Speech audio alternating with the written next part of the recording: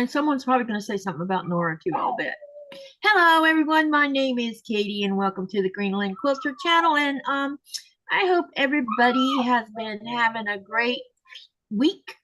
Gosh, we're already in a weekend again. How did that happen? I don't know. And yeah, I know you're going to hear Nora, and I'll go get her directly.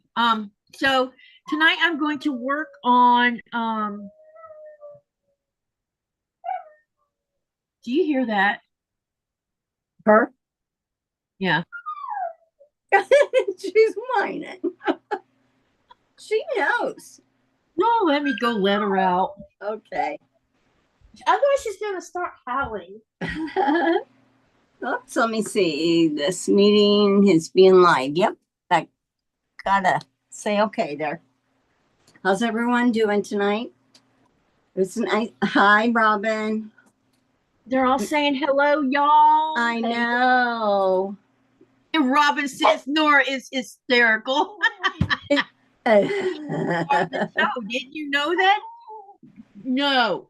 She waits. She knows her cue. It's like when I go live, it's like, okay, we're gonna get vocal and make mama look stupid. No, they're creatures of habit. They know. Hi, Mariel. And Carrie's here. Carrie, the yarny elephant. I don't know if I've seen Carrie before, but she probably follows your crocheting, doesn't she? She's a new person. Yeah, I don't know if she's been in here or not. It could be. Hi, Carrie. Elephant. Oh, that's an interesting chat. Oh, yarny. Oops. Yarny. Yarny. So must be from crocheting. Hello, Carrie. Hello, Robin. Robin was second in the channel, and Denise S was the first person in the channel today. Hello, hello. Let me see. Hey, Shelby, welcome, welcome. Hello, Muriel. Hello, Vintage Style Joe. Hey, hi, Mary. Joe. Did I get everybody? No. Andrea. Somebody says Andrea, so I didn't see her. Hey, Andrea. Yep, there she is. I see her now. she's peeking in. Hey, Judy Smith, how are you? Okay, so what I was about to say until I got rudely interrupted. The star of the show down here. I am going to work on clue 2 of stop of the mystery 50 that's Cotton Cuts is participating in. You notice I said the word participated in. So I don't know who started the 50, but it's including a nationwide thing. I don't know if there's any international shops participating, but there is all through the United States. There's shops everywhere participating in this 50 Mysteries series. And I don't know how many online shops are doing it, but definitely Cotton Cuts is part of it. So I bought my kit from Cotton Cuts, but I'm also probably going to do one from my stash, meaning my scrappy stash. Because my I've been, y'all know I've been working out of my Batiks scrap pile for months now, and it seems like there's no end of it. It just keeps growing and growing and growing, and I don't know why. It does. But I don't understand it, because I'm using scraps for that star climber. I'm using scraps for the 1,000 block sew along I'm doing with the channel, and those that are participating. And what was that? It's just a different size scraps is what it's same amount of scraps, just different size, so it's condensed, it's smaller. You would think it would start shrinking, but no, because we keep cutting off of it, we're making more pieces. Yep. So Shelby says she bought her pattern from Fretted Line, so she knows about the 50. That's cool, Shelby. Hey, if you have a chance, share your if you have time to take pictures of your 50, share them in the Greenland Quilter Facebook group. If you're on Facebook. If you're not, then if you want to go to Discord and find Sherry's? My Discord and your Katie's Corner if she wants, or anywhere within it. Yeah. All you got to do is go to Sherry's Discord and you'll find my little, she made me a little hole in the wall. So you're getting good responses. Oh, am I? Oh, on your Katie's Corner? Yeah, people are talking to you in there. Yeah, I saw there was a few. I've been trying to go in. It's so hard for me because I find I'm very challenged by Discord. And so I've been trying to go in and just at least say, hi, everyone. Yeah. Picture in there. And the other day I thought I dropped 2 pictures of the latest Motor Blockheads blocks, and it seems that I didn't. So that means I got sidetracked. And it's been easy for me to get sidetracked lately because I got 10 tons of things on my brain right now. Let me see. Joe says your scraps are following you around, and she puts a big smile. Shelby says she hasn't started sewing yet, but I did get a jelly roll. Okay. The first clue is not bad. It took me, I think I sewed most of the clue in when I sewed last week. I think I did it on a Thursday, I believe, because I decided to postpone doing that Motor Blockheads block 10, I think it is. And then I didn't do a live this week on Thursday and Friday because I just was aggravated. So yeah. Okay, so what you're gonna do is see me sewing on that, and if you want to ask any of those that don't know what the Mystery 50 is, if you want to ask questions, I'll be happy to talk about it. All right, let me screenshot Sherry before she starts sewing like a maniac. I can't. I lost my pins. Uh-oh. I'll find them somewhere. First of all, I love that shirt. That is beautiful. I want one. I'll see if I can find it again. Okay. And yeah, tell us about yourself, your channel, and tell us what you plan on working on today. And I will show your spectacular thing you're working on. Well, I'm Sherry, and my channel is Sherry Yurton, my quilting world. I go live on Tuesdays at 2 p.m. Eastern Standard Time. And I'm a long armor, so I do long arming. I do share with you the projects I'm working on, or I'll show you how to maybe do a technique. I tell you what, Teresa Louise is the one that described it better than I can. You know, I draw a blank when I try to figure out for myself. But anyway, I have today I am working on, we don't have a name, but I'm just going to call it Charming. Prince Charming. Today we're working on Prince Charming. This is a sew along that we've been doing with Katie, where we took our charm packs and or our, you know, smaller squares, and we made 4 patches. Then we made them, well, I made 4 patches or 9 patches. We did this. Yep. So then we had to also make the hourglasses.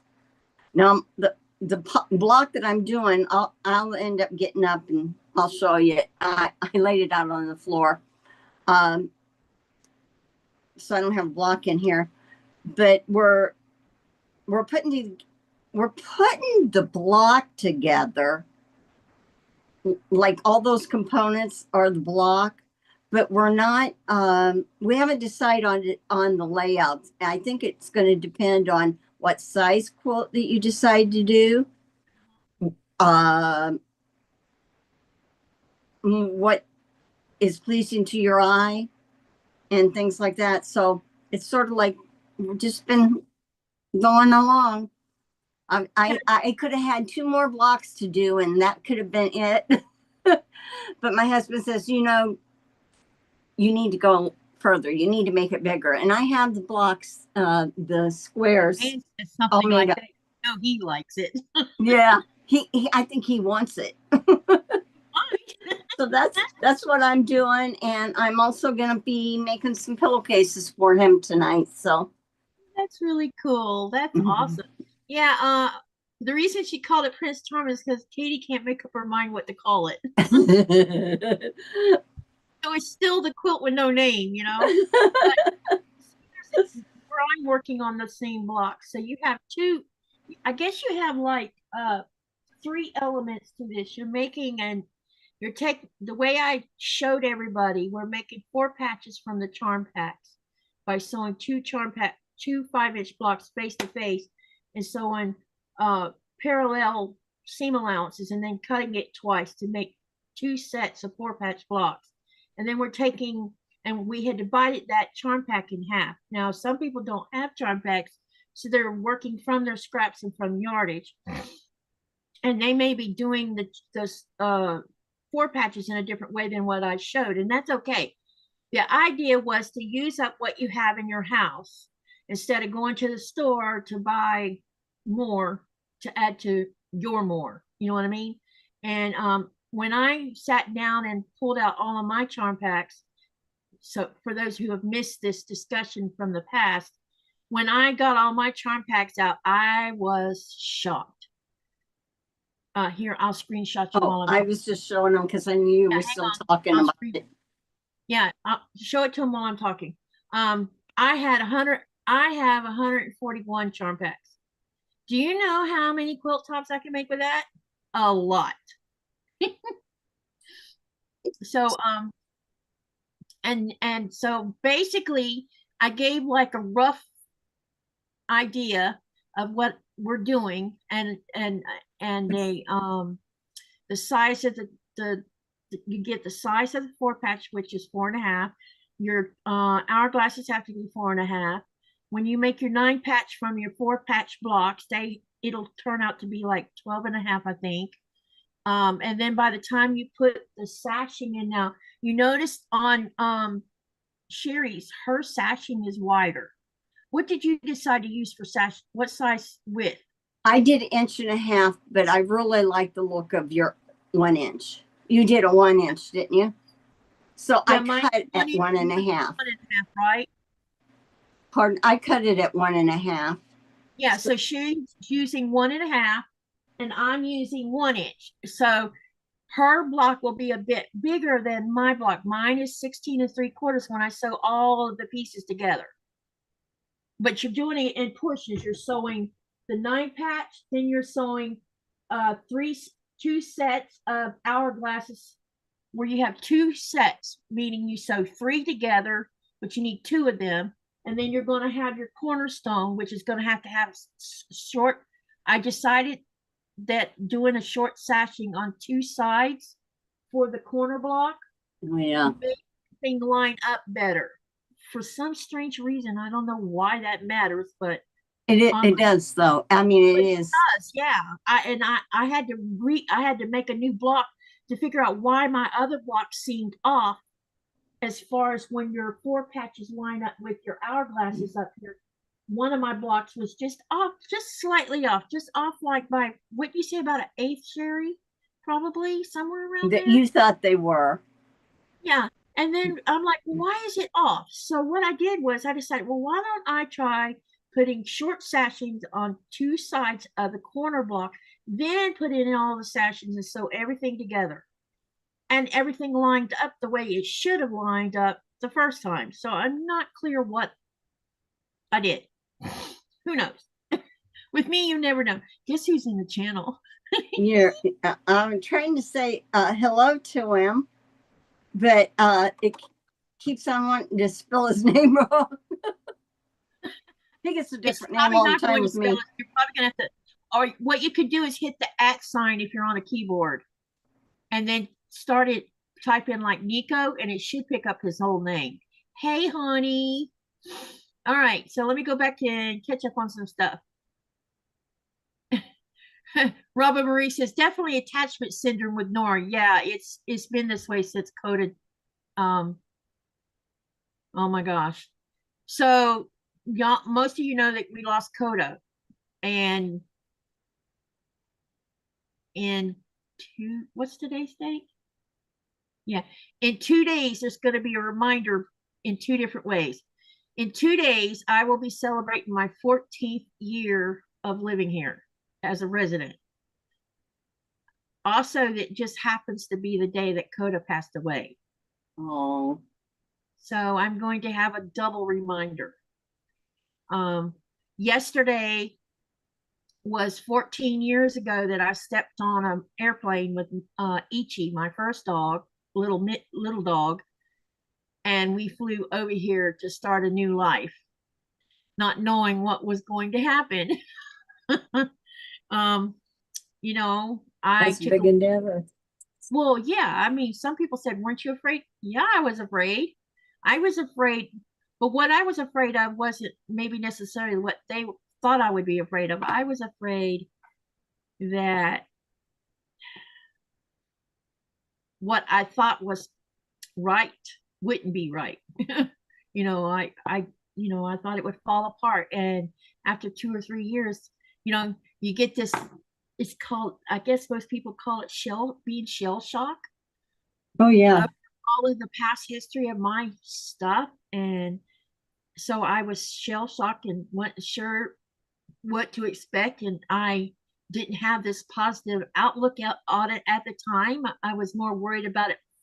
I was worried about it failing. And then what would I do? I would be stuck because I had sold off all my stuff and, put my horses into, other people's care, who own them. And I adopted another dog out and a cat that still didn't have a name. And I'd had him for a year because I couldn't decide what the heck to name him.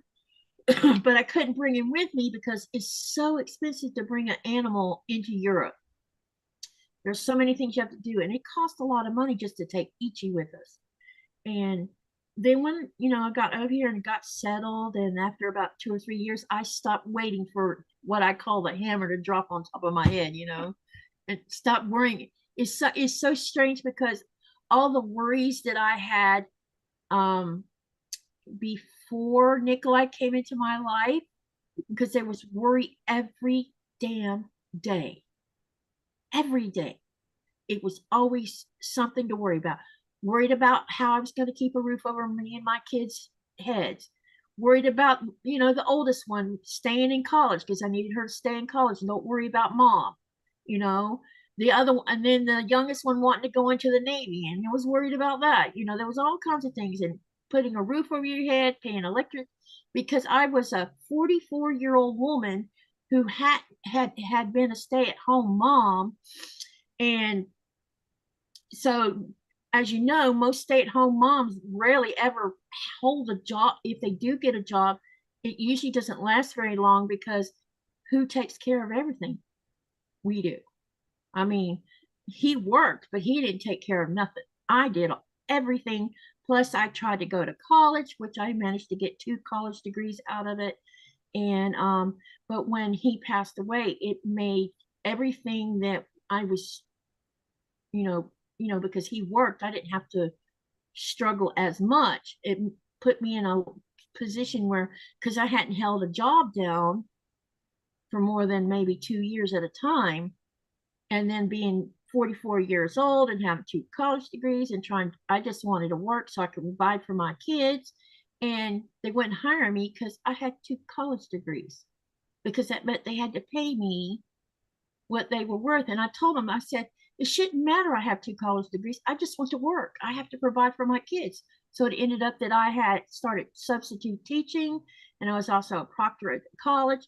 And that just barely got me by. So every month there was always that worry of, and I understand when people say people live paycheck to paycheck. That's how I was living.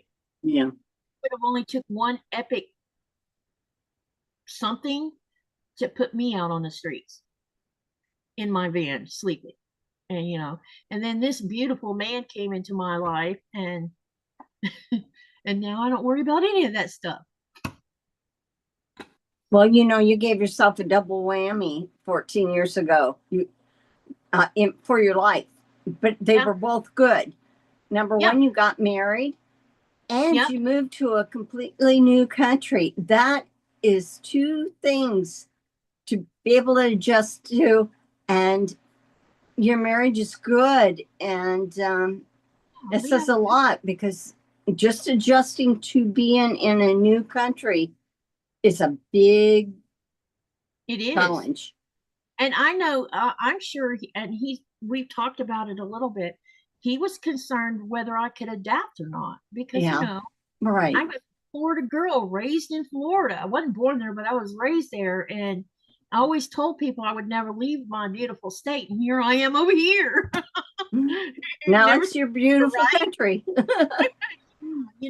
And I think that anybody, when it comes to making the right decision, and I feel that I made the right decision, um, and I hope that he has no regrets for sharing his life with me. I don't think so. I don't think so. He's happy, and he's a man of very little words sometimes.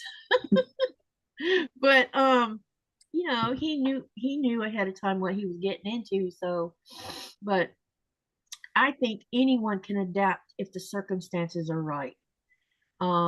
If it had been the other way, my butt would have been back to the United States, guarantee it. But Yeah. it didn't go the other way. Yeah. And I don't regret living here as long as I have, because it's been my respite, I think. And yeah, I know I've been grumpy this week because he didn't get to come home. And I go through this is a life of a sailor's wife. Sometimes things just get in the bloody damn way. Well, yeah, it's like somebody who is a military wife or husband. There's those long absences, and there's no difference between him, him going off to his work or being in the military. He's away from home. Yeah. For a period. And when he's ready to come home, he's ready to come home. And then when things happen that prevents him from coming home, I'm sure, he never really says much about it. But he's frustrated because he wanted to come home and not sit in a darn hotel room for 4 darn days or 5 days. Because that itself is a pain in the butt. He would rather be sleeping in his own bed. Right. Hey, Judy Hebert. And I'm sorry I got in this long drawn out whatever this is. I'm kind of I've had a rough couple days because Nikolai didn't get to come home, and he's in the chat, so he's hearing this whole discussion. And sometimes we are at the, what do you call it when somebody prevents you from doing something? We're at Mother Nature gets to control what happens in our lives sometimes. Yeah, no control. And they would not. They absolutely didn't want to land Dash 8s on the runway down here because it was pouring down rain. It was pouring down rain in Nuke. I mean, the heaviest I think I've seen it in a while. So we were getting lots of rain, and Nikolai told me that someone told him that they had thunderstorms in Pamu, and we never hear thunder. Wow. Yeah, because we never see lightning in the sky. It's very strange. It's the one thing I miss. One of the things that I miss about Florida is I miss thunderstorms because they had them. Yeah, people have them. It's so weird. Florida could have them. Yeah. So Sandy says it's great to see you smiling and laughing. Thank you. And Nikolai's in here. And Shelby, laugh out loud. I think you win the Charm Pack challenge. Yeah, And let me see, hey, Kathy Klein. She's from Illinois, and she's saying hello to all of us. Those rules for when you fly keep more people alive. Yeah, I know. I'm not putting them down. It's just like we were supposed to work tomorrow. We're not working because even the cruise ships are afraid of the storm. So they're not even gonna. We were due to get 3 cruise ships tomorrow. No cruise ships tomorrow. None. Zero zip nada. All because of bad weather, apparently, that we're supposed to have tomorrow. But right now, the sun is out. You could have a good tour day. Oh Yeah, if it's sunny tomorrow, it's going to be really aggravating because I would, I want to earn money. Yeah. And My it gives you something to do at the same time. Yeah. What does it say? Do your part, pay the rent thing. There's a song about that, it's an interesting song. It talks about how can we sleep at night when the earth is turning? How can we sleep at night when our beds are burning? And then it says it's time for you to pay your share, to pay the rent part. Is it also in there? Nikolai says, not first fisherman, though. Anyway, he's been out hiking today. Hey, is the sun shining up there, babe? Because it's definitely, we got glare coming from over here. Muriel says she loves the way it rains here in Florida. It's like the world is being washed to a sparkling new day. Yeah. I think what I miss the most about the rain in Florida is when you have a thunderstorm, and you should go outside if you have never experienced this. When you hear it lightning and thundering, open a window that's not going to put rain in your house, or go stand on your front porch and take a deep breath while that's going on. You're going to smell the rain. Smells different, and it has this different smell to it, but it's a good smell. But what's happening is lightning ionizes raindrops, creating Mother Nature's free fertilizer. So if you often wonder how come trees are so green after a nasty thunderstorm, it's because they got fed nitrogen because of the lightning and the rain combining together. Did you notice Laura Lynn's in here in the chat? Hey, Laura Lynn, I didn't see you slip in. I didn't think you did. Whoops, it's my bad. So anyway, yeah, so we got that going on. So, but he's not, as always, he's stuck somewhere where we can't celebrate my 14th year living here. So we'll have to do it when he gets home. And y'all may not know this either. On January the 2nd, we'll have been married 15 years. There's lots of little special occasions because of how we got together. Little milestones. Yeah, like February the 14th was our 15th year of the day he asked me to marry him. Hey, honey, look who's on the Zoom. We can't hear you though, baby. I'm looking for him. I looked on my phone. It's 30 seconds away. He's on there. You can actually turn the volume on because it's not going to echo because you're not in the house with me. He might not be able to turn it on. Tried before. Yeah, he did have problems before. He's going to show you outside of Nuke, or where he's at in Nuke. And I'll spotlight him when he starts. Uh-oh, look. Uh-oh. Yeah, okay. Let me spotlight so y'all can see. That's where look at the sun. Wow, look at that sky. Yeah. Amazing. They put him in an apartment because all of the hotels in town were booked up. But look at that bright light.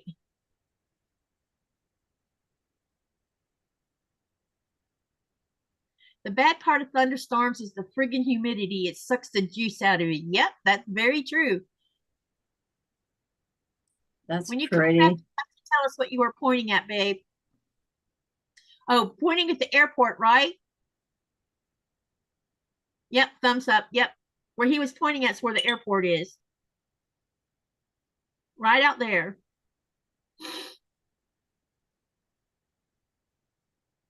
But as you can see, apparently they're building a hotel that's going to be out there by the airport because housing has become an issue because of the big fancy airport they put in to bring more tourism in. And now there's planes landing left and right, and they don't have enough hotels and stuff to accommodate all that. Oh, no. Yeah. So that's why he's staying in an apartment right now. Well, at least it's a little bit more comfortable. I told him at least he could cook food instead of eat, because a lot of times he is not a man of wanting to eat out all the time. I could eat out all the time, be perfectly happy about that. But him, he's not like that. Look It at could, this. yeah. Wow. It is really bright out there.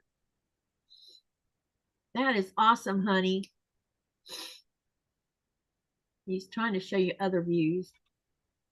Can you see the mountain from there that Nuke is so famous for? Is that visible or is it out of sight? Oh, it's way over there? Okay. I couldn't remember if I could see that from the airport or not. But there's lots of, there's fjords, you know, like on two sides of Nuke, and it's pretty cool. And Nuke is pretty spread out now. They're starting to spread out further out, and where he's at, I don't remember which side of town that's on. He'll have to tell you in the chat if it's the north, south, or southwest, or either northwest part of the town. I don't know. Are you gonna go? You and Nikolai gonna go anywhere? Not, I mean, like for a weekend or something to, fly to Denmark or Nuke. I don't know how close it is. So I wouldn't mind us going to Nuke or something for our anniversary. yeah. Since it's our 15th, but we don't have a dog sitter, so that's a. I don't know. We might could take her with us since we're staying inside of Greenland. Oh yeah. Hanifa left for Copenhagen. Oh, he got off. How long is she gonna be gone? Probably until mid-January, I think. Well, she better be back for February.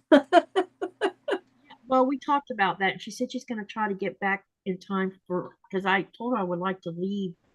Well, unless things don't go the way we planned. You never Right. know, you know. I need to talk to Christine to see if she wants to secure another Airbnb if she's going to go, because I can't afford to do an Airbnb by myself. Well, I said I would do it with you. Okay. Because I wouldn't mind trying to secure that same place we were at. Yeah, Like, we probably should do that because people are starting to. well, she didn't do it. She didn't secure it until I think October. Wow. Yeah, because everybody was concentrating on hotels, I guess, and me Yeah. and her really didn't want. When I saw the price of a hotel right there at the convention center where everyone was staying at, I'm like, how does anybody afford $300 a night? I don't know. understand. And I'm like, no, I'm not doing that. Heck no. I know. John says, well, I can bring you back and forth, or you can go. I said, I want to be where everybody is. And I said, but I don't want to pay the hotel prices. Yeah, we just secure an Airbnb that's a 3 or 4 bedroom house, and everybody can pay their part, and it'll still come out way cheap. So it was 3 of us, and it was a 3 bedroom house, 1 bath, full kitchen. It had a big long table where you could sit 12 people to feed. It had a big long sofa, so people could have actually slept on the sofa. One of the bedrooms had a California king in it. The other 2 had queen size beds. So there was plenty of space to bunk up with however many you wanted to. Or if you didn't want to, you could have the room. You had a place to go and be by yourself if you needed to. So we were making breakfast in the morning, and a couple of those nights we were making our own food because it was just cheaper to do that. You know, I did go out eat, I think twice that 4 days I was there, and the rest of it was eating at the house. Yeah. It had an outdoor barbecue grill. The grill was one of those massive ones, and a table and chairs sitting outside and everything, so you could have had a barbecue out there. The only house rules was that you could not be outside partying after 10 o'clock at night, which made total sense to me. So you're safe. Made perfect sense to me. Let's don't keep rile the neighbors up. And then we got feedback from the owner, and they said, and it's crazy what they said. They said that they have never, in all the time they've been doing that house as an Airbnb, found the house as clean as they found it when they come after we had left. Wow, that's nice. We left it cleaned up. Yeah. I mean, they still probably had to clean the toilets and stuff like that, but we kept it pretty clean. We stripped the beds and put all the, the sheets where they were supposed to go and all that. We made it really easy for them. And it ended up costing me I think I paid $246 total. So that means is really good. it is. There's no way you can stay at a hotel for that price for 4 nights. No. Yeah.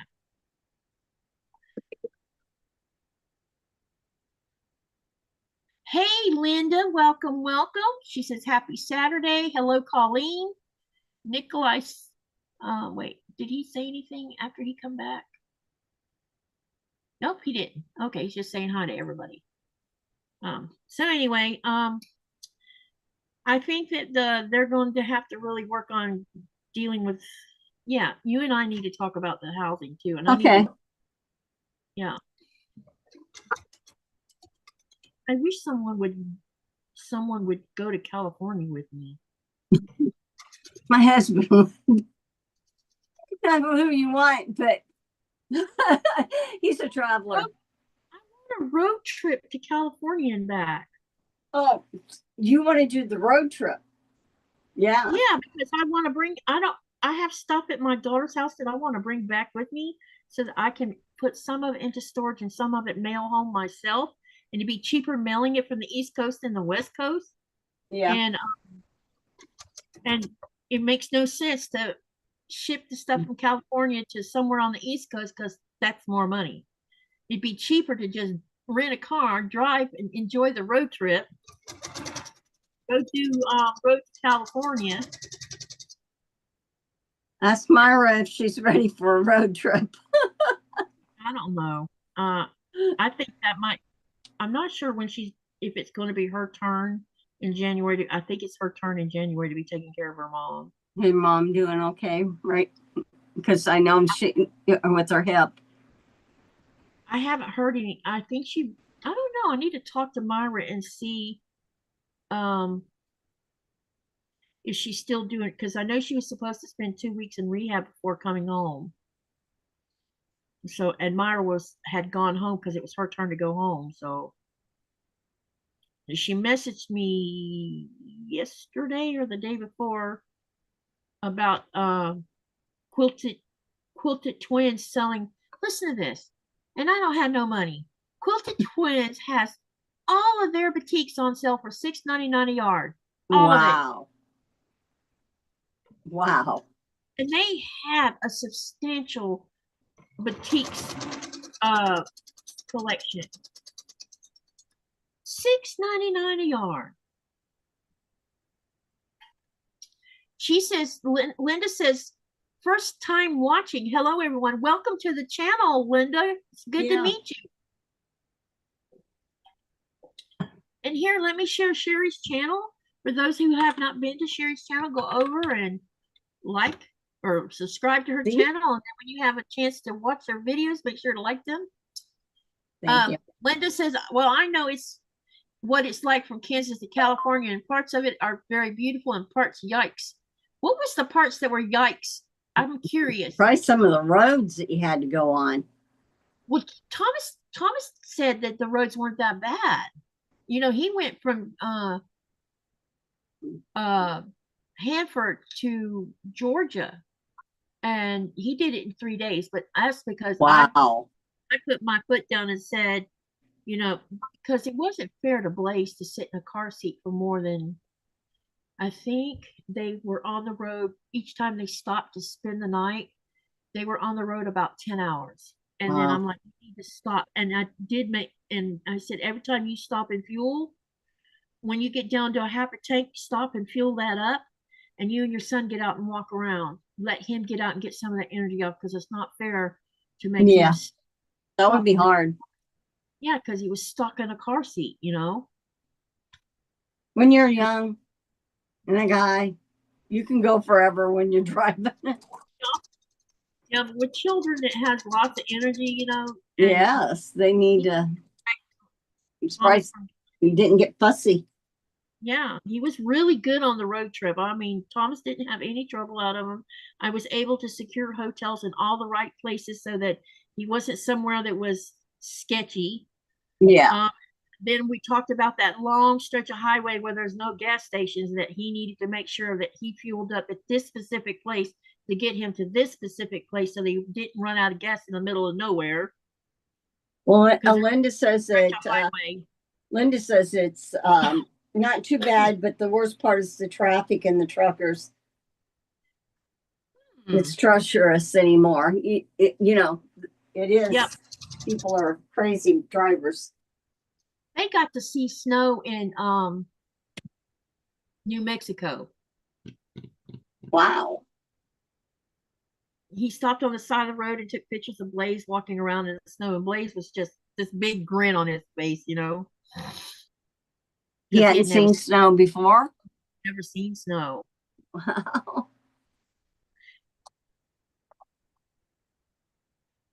Let's see here.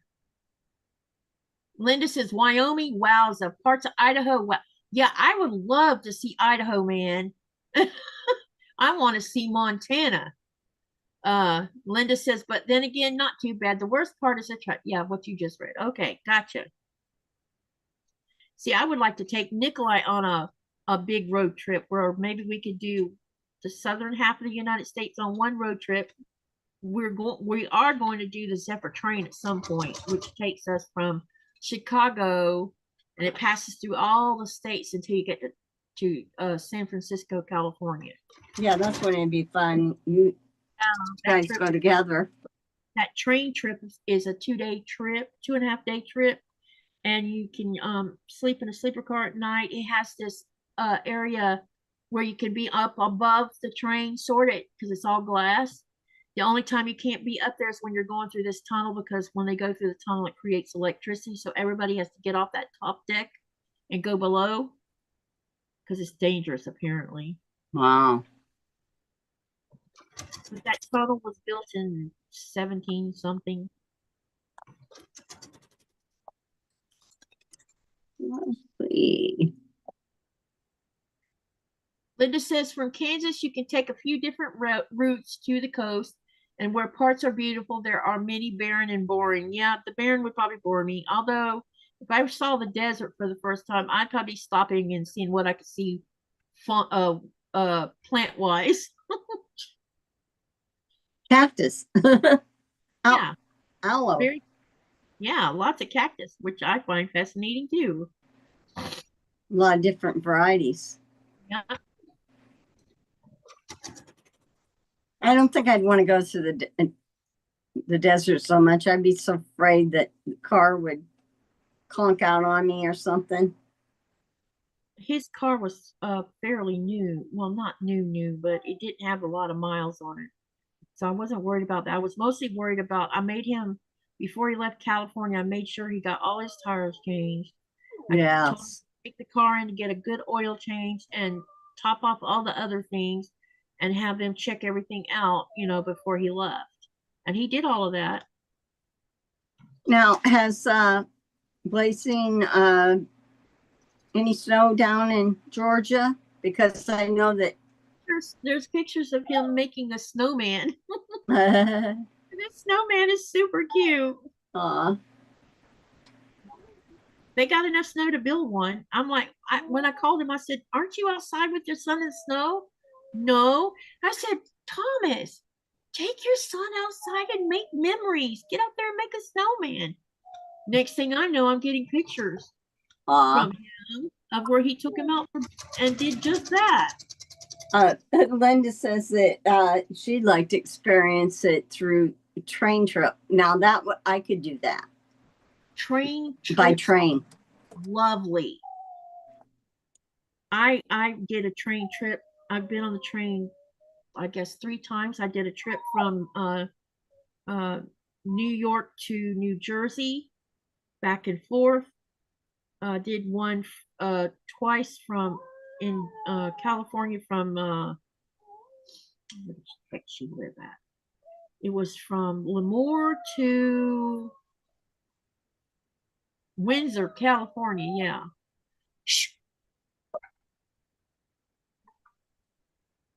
I'm waiting on your meat to thaw out a little more. Can you hear her, honey? Yep, he hears her.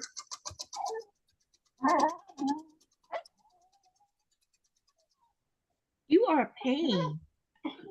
You are a pain. You just gotta tell everybody that you're the diva of the house. Look at her jump up almost to your. He is. She's trying to. See? Wait, let me make the camera better. What are you doing? Yeah, you want to show everybody your. What is it, Nora? What? What is it? She gets so excited, and that tail never stops. She's a happy dog. Don't forget Udints to. Oh yeah, that's right. And we did a train. Really? We also did a train trip from Udints to Copenhagen. That was fun too, because we got to go through a tunnel. Hang on, I'll be right back. I rode a train on just a 5-mile thing, but I think I could like it because you can get up and move around. Yep, you can get up and move around.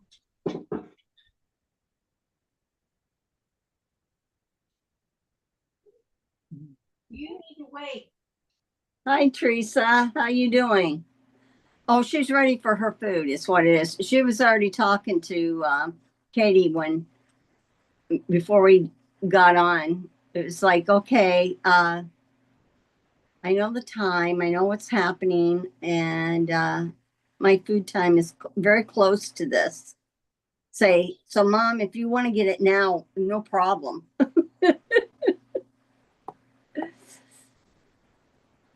And Linda says, my pup, she rules. Aw, a mini cockapoo. Oh, I bet she's pretty.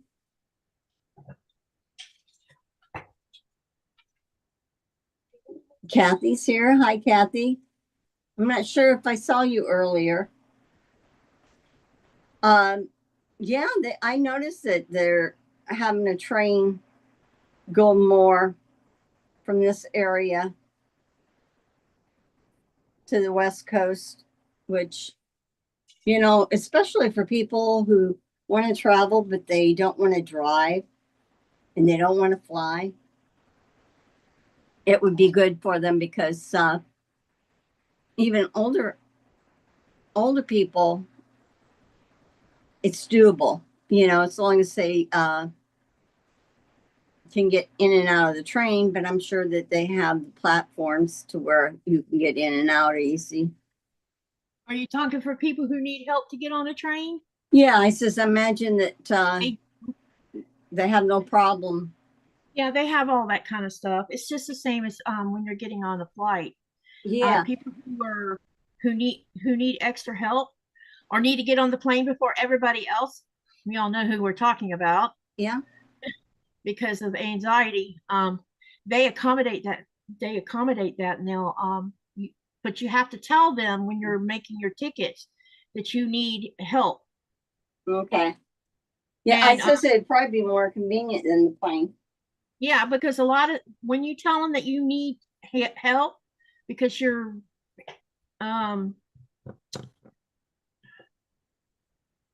what's the word you can use? You just need help. Yeah. That's all I can say. And you tell them when you pay, when you're doing your tickets, you tell them they will call someone and someone will come and aid you to get you through. And a lot of times when you get that kind of help, they'll get you through faster than you standing in a line for 45 minutes to an hour, like especially security. They have a different sections for people who are having to go through because they need extra help, and they get you through. You still have to do the same security stuff and everything, but you're not standing in line for 45 minutes to an hour getting through there.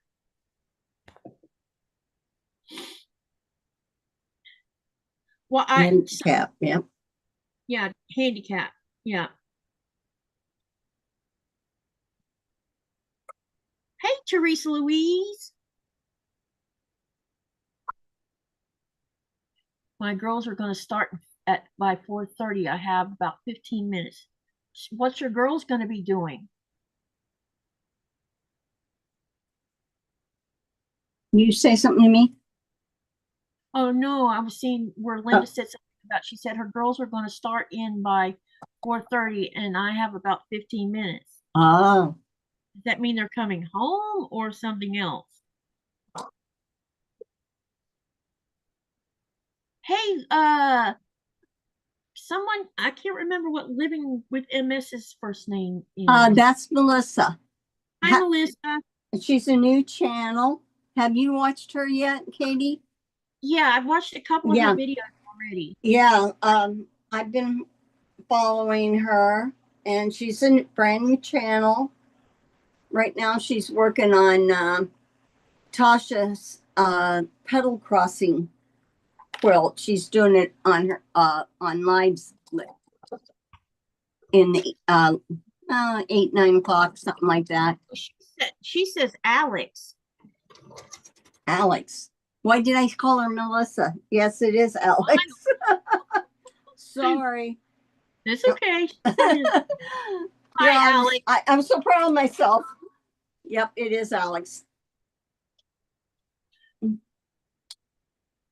Colleen says, for fur babies rule. I arrived home about an hour ago and my cat was ready for his supper. I don't even know how the heck animals know what time it is. No, they sense it. They do. I had already given her her egg earlier. A whole egg. She gets a whole raw egg, shell and all. And so I had already given her that, and I'd given her a couple of small itty bitty treats. But as you can see, she was demanding her dinner. Yep. She says, I'm hungry. I think she knows I've kind of put her on a food restriction too. So she gets hungry earlier. I think so, because I've reduced the amount of food I'm feeding her. Is it working? I mean, is she losing weight? It looks like she's lost a little bit, maybe a pound or maybe a pound and a half, looks like. Oh, that's good. That's good for a dog. I definitely can see the curve. You know how you're supposed to see a curve from the hip to the ribs? There's supposed to be a curve with the dog. She didn't have that curve for a long time, and now she's got a little curve going on. Oh. And it's funny because now you can see her hips moving. So funny. It's like, I'm just going to sashay through here like I rule them all out. She is a funny little dog. The other night when Nikolai called, she got really vocal for about 20 minutes. She was talking every time he was talking to her, and she was talking to him. Aw. Oh, now you get in your bed. Bed. Go on. Bed. She's gonna go crazy when he gets home. Yep. And I'll be videotaping that because she is going to be all about, oh, she's going to raise such a ruckus. Y'all would have gotten to see that yesterday, but June. hey, June Hansen. Alex says, don't worry, I have a hard time with names. I think a lot of people do. Shelby says, oh, my fat quarter shop was just delivered. I think it's my Nantucket summer pre-order. Treated myself back shortly. Okay. Yeah, that's fun when you get something like that. Yeah.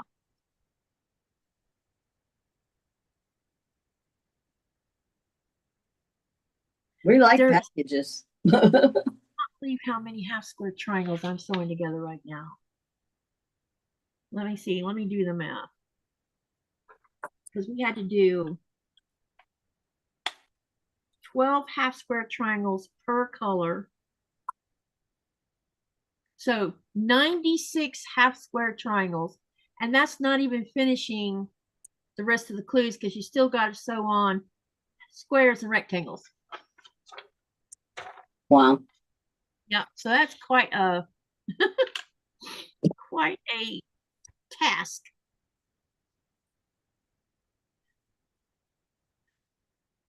I am working on let me see. Linda wants to know what you're working or making. So I'm working on the Mystery 50 sew along, and Sherry is working on the Greenland Quilters sew along project that we've been doing since the third week in February. Yeah.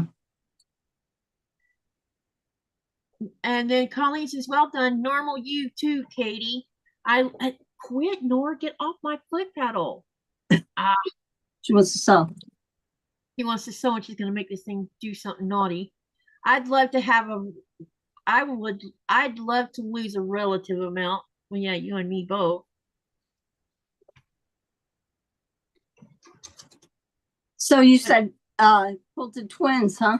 They're having the twins, yeah, $6.99 a yard. I don't have very many Batiks anymore. I used to have a lot, but of course I'm overwrought with fabric. So it's like I get more fabric all the time.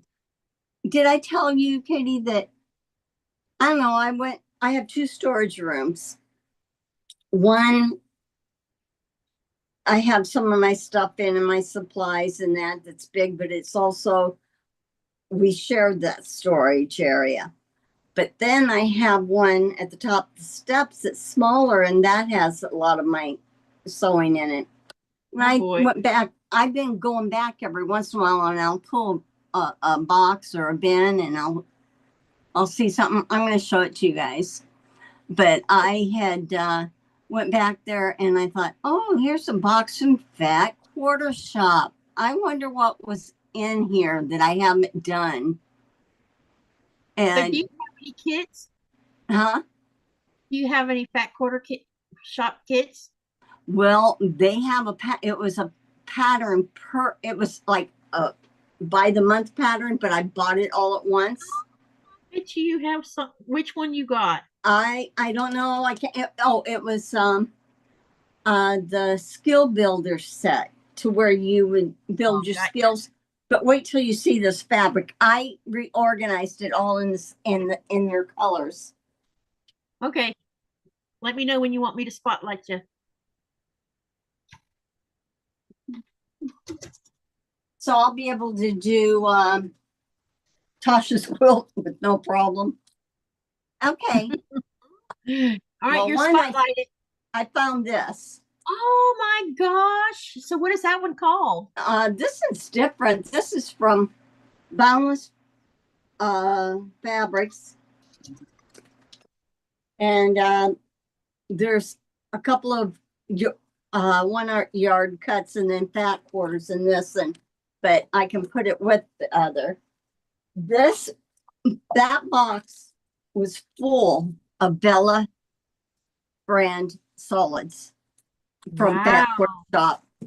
Bella solids, eh? Nice. Look at that. Look at all that. Oh my God. I got all these whites, and a lot of it is 1 yard cuts. Different shades of this peachy color. So this must have been what, half yard bundles of the month? Like well, this is actually, these cuts were 1 yard cuts. Then there was some that's a little bit smaller that I had just a couple, like this brown. That was like probably 1/4 yard and a couple. Yeah. I have the shades. There's 3 shades that go together with this green. So I thought, you definitely have stuff there you can use white on other things with other things you're working on. Oh yeah, I'm not going to do the skill builders thing. I put the patterns. I have them aside. It's just like a block, and then you'll end up putting a little quilt together. But stuff left I'm going to use it for something else. So this is what you call going shopping in your own storage room. Yes, right. You'd be surprised what you find. Yep. But Bella Cotton is good. Yeah. Brand. Yeah,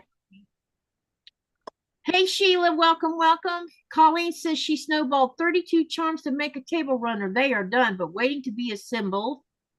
Um, then Linda says the older I get, just keep adding a few pounds a year. I'd love to have my estrogen back.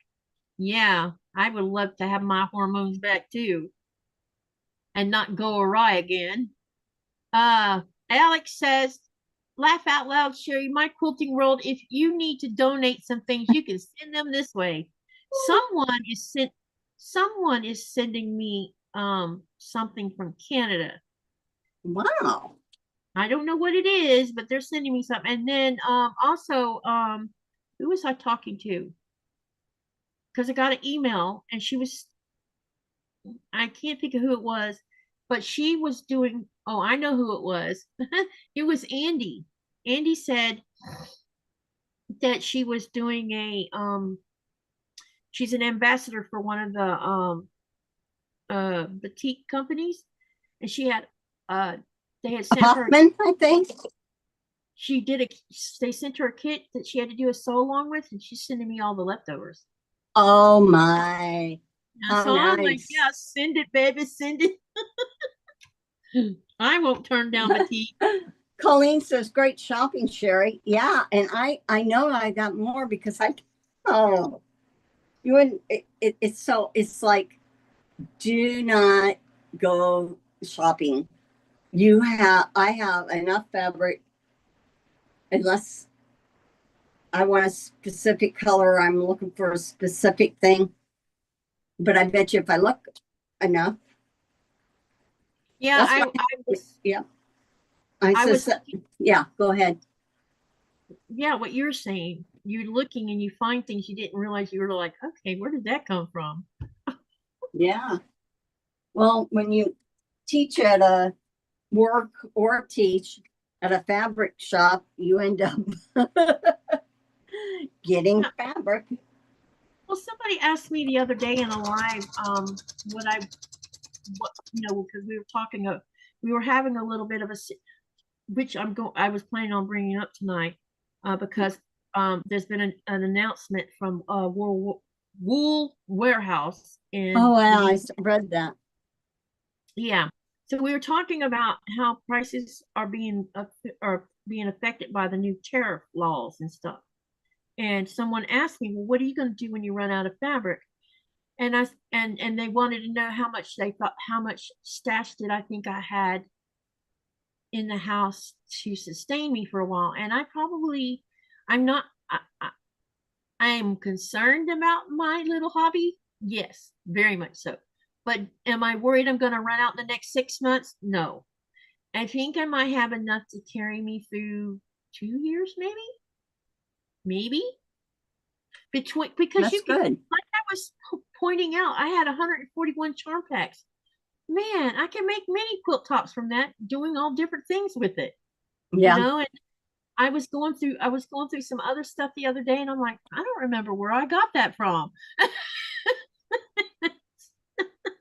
But it was some cotton, and I'm like, but I do have my yardage stash is between the batiks and the cotton yardage.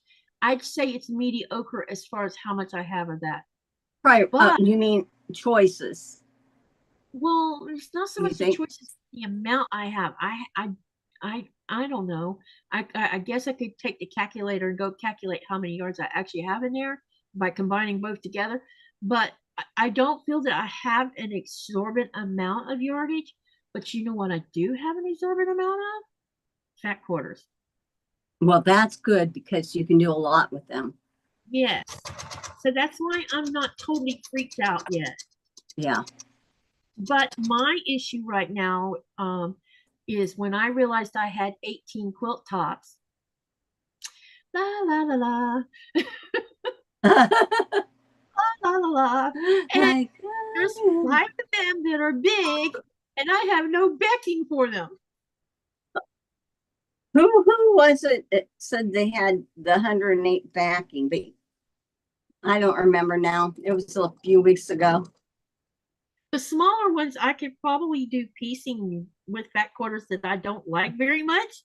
I could put those on the back. you know, make it creative, of course, but you know what I'm saying. I could probably do that.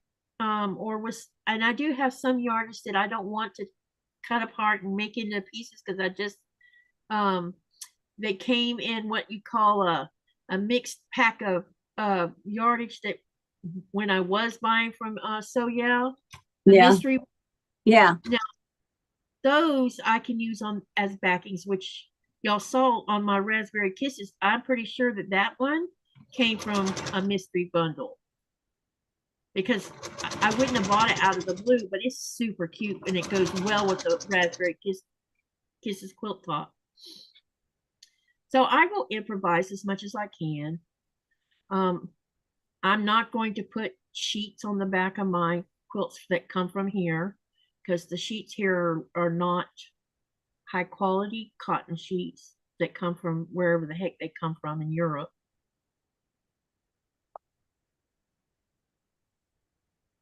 But I will improvise as best as I can. And then when I come to the United States, I guess I need to take some time and go find backing and then send it home. Yeah, maybe if you see some sales happen, just Yeah, put it somewhere, have them shipped somewhere to pick up. yeah, and I have no intentions of using Batiks as backing for the backs of my, because I have several batik quilts that quilt tops already made. Plus, I'm doing more, and I'm going to use regular quilting cotton on the back of them because I just think that's the best thing to do. But I don't know. I'll figure it out. If I see something online, Sherry's going to be quilting 2 quilts for me this year, as far Yep. as I know. Anyway, that's the plan. Yep. It's all about when I get this one I'm working on now finished because the other one's ready. Um, but anyway, I think for Abby's, which is the tulip pink one, I probably can just use the Stardust because Fat Quarter Shop still has plenty of it in stock. And I just decide which color I want to use for the back. And I think I'm going to use the turquoise one. Oh, that'd be pretty. Yeah, I think you got so many colors you can pick from. Yeah, it's either that or do the pink. And I know that Abby'd like either one of them because she's a pink girl and she's she's a girl. Not like her grandma. Where it's like, oh, we're not doing girly colors.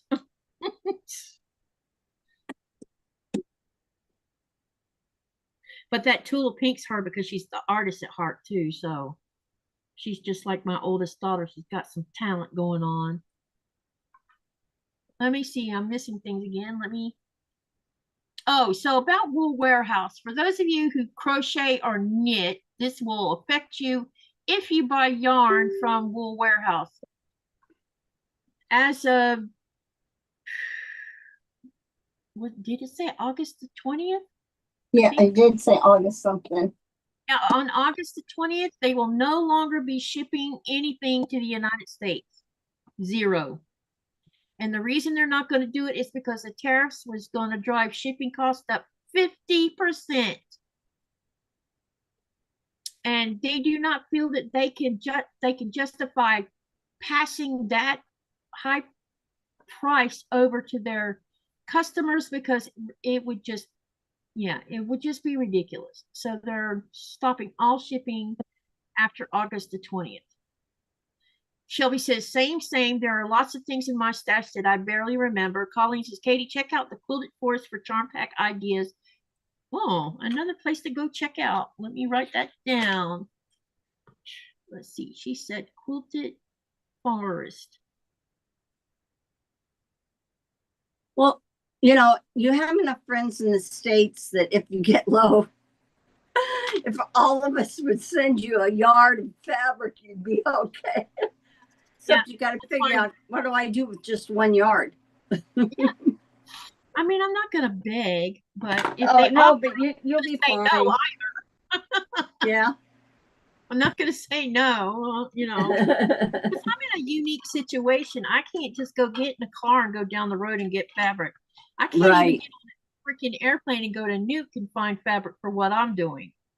There's a fabric store there, but it's mostly geared toward clothing and house stuff, curtains and things of that nature.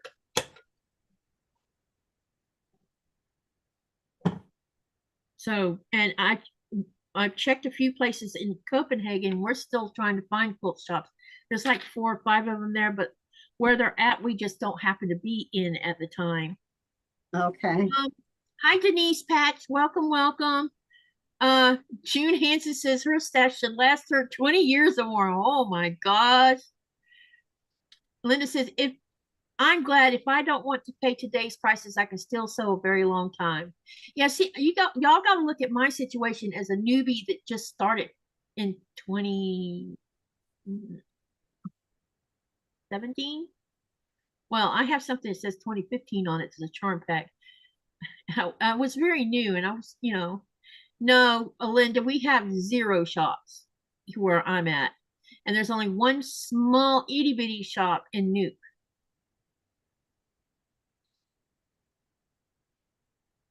Hey, all about fishing tropics. What's your first name?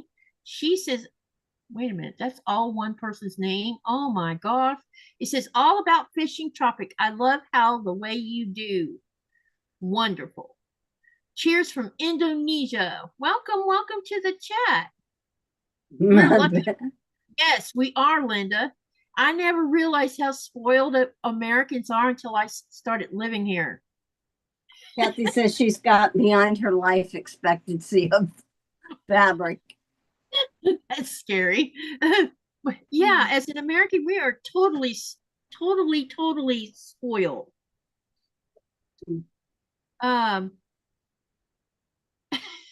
Kathy, that's pretty cool. Robin says that Marshall Dry Goods has 108 yardage. Okay.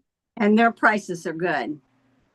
What do they sell their 108 yard for? I don't know. I can find out, or maybe somebody in the chat would know, but yeah, I've heard good reviews.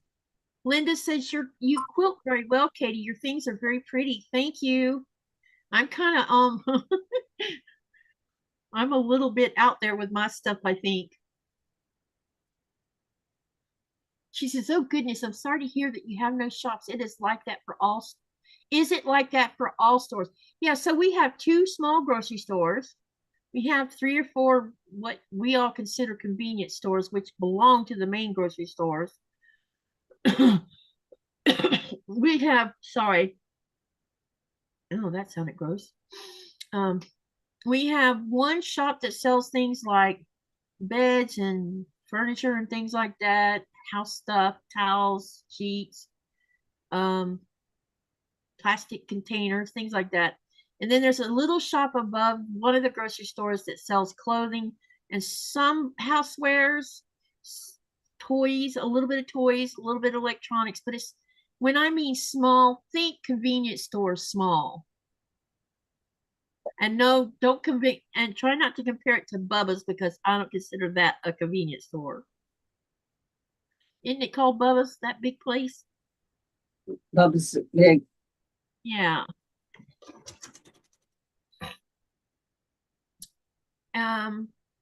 We are so. If you had the money, it'd be a good deal to have a shop, but, yeah. But no one does the stuff, the craft.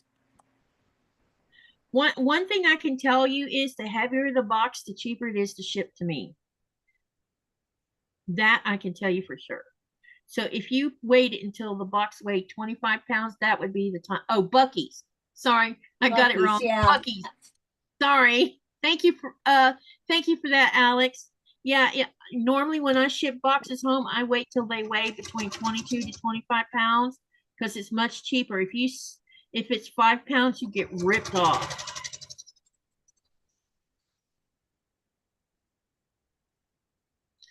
Robin says sometimes it seems as if it's good for America, it sucks for everyone else.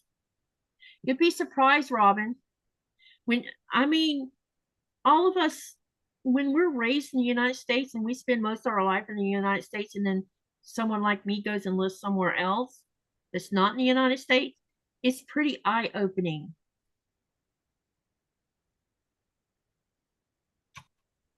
There's lots of things that it's eye-opening about it.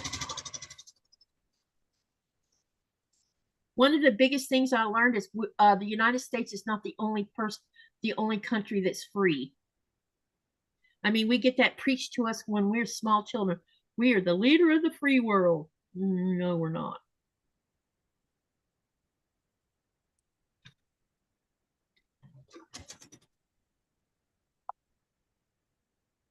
I have the same freedoms here in Greenland I have in the United States, short of two things, and those two things doesn't bother me one little bit. And I have health care and I get medicine that I don't have to pay for, and there's all kinds of things that our taxes pay for that I would not have in Florida.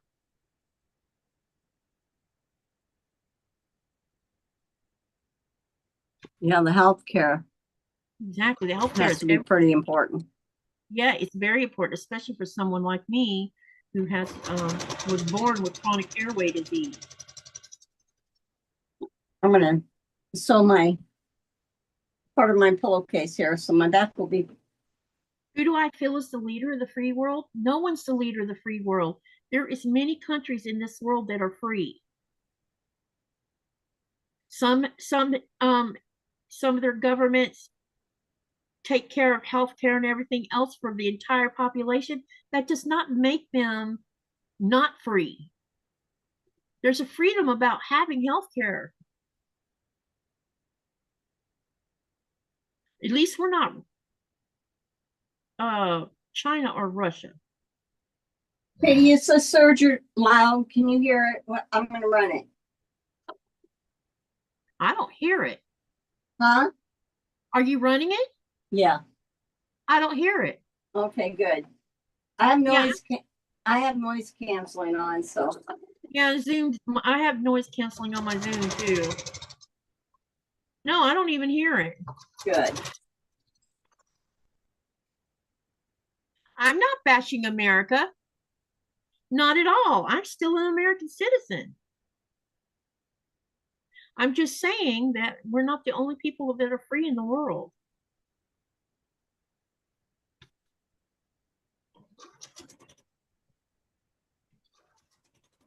And if it's seen that way, Sheila, that's not how it was meant to be seen.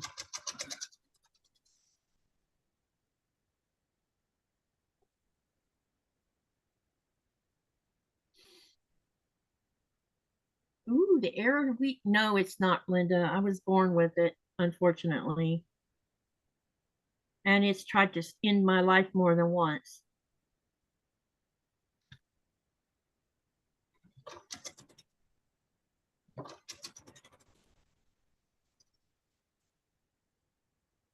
Canada charges up to 138% on dairy. No complaints there. That's interesting. Is that tariffs, Robin? Or is that tariffs going out of Canada to the US? Me as well. Man, it's not good to have. No, it's not. And I think there's a lot of people with airway disease these days. Unfortunately. I used to think that asthma was the most understood disease, but now I think they're starting to understand what it is more better. But a cure for it, no. I don't know that there'll ever be one. And once it go ahead. Moving you guys around here. Okay. Once it damages your lungs, there's no undoing it. Yeah, my mom had asthma, but not like mine. Mine was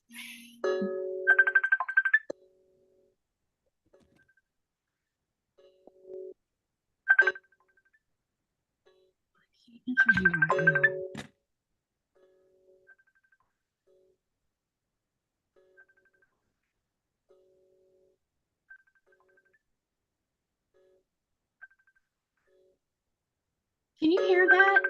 Yeah. Yes, my phone ringing.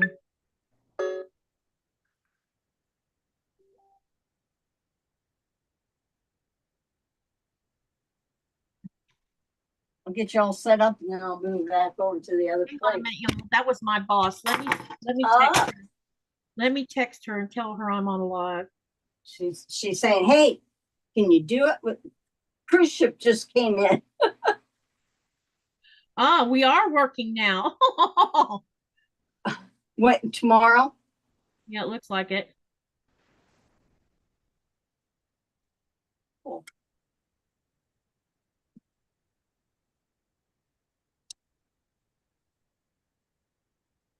Looks like I have two. Wait a minute. Is this for Great Greenland? Hang on a minute, y'all. One of my sons and so many allergies passed them down from my mom to us kids. Oh, that can happen. Yeah, hereditary lung disease can be passed from one to the next. And I don't know why I didn't think to ask my mother if my grandmother or grandfather or someone had asthma too, because I actually passed it off onto all of my kids, but my kids they have a milder version of it, so they rarely even have to use anything for it. Well, their immune system will get better. Yeah. As you with your partner. If your partner that was their father, yeah, then it makes it easier for them. That's probably what it is. Yeah. Neither partner has lung disease, and I think the reason mine became so bad is because my father didn't believe asthma was even asthma. He believed it was a mental something you make up so you can, I don't know, get attention. Yeah. I'm sorry, but you can't control what asthma does. No. How was it with your mother and her asthma?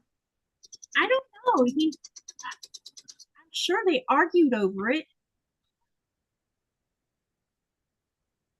I'm pretty sure they understand is what it was. Wasn't educated with it, so. Yeah, and and he wouldn't let her take me to see a doctor where it could be managed properly because it was never managed. And that would and she was managing it by giving me a Primatene inhaler and Primatene pills. And Primatene pills has epinephrine in it.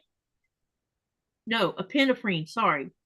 And epinephrine would make me feel like I was bouncing off the walls. So it probably would explain why I would never gain weight.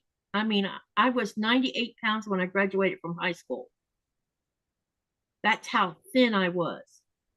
And then when I almost died when I was pregnant with my daughter, and I came out and spent 9 months on prednisone and a bunch of other drugs, it destroyed whatever was keeping me skinny.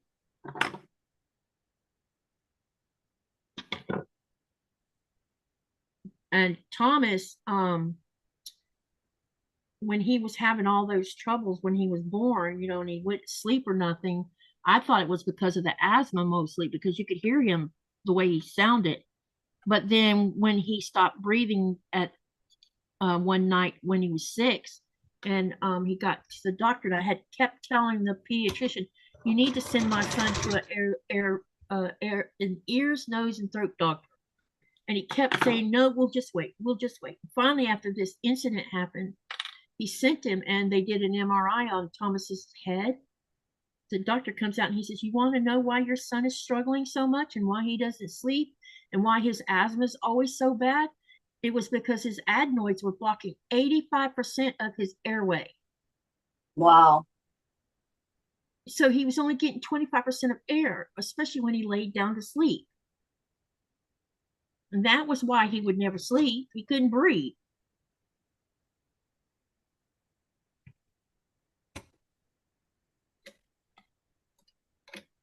There is something caught on this. Hang on a second.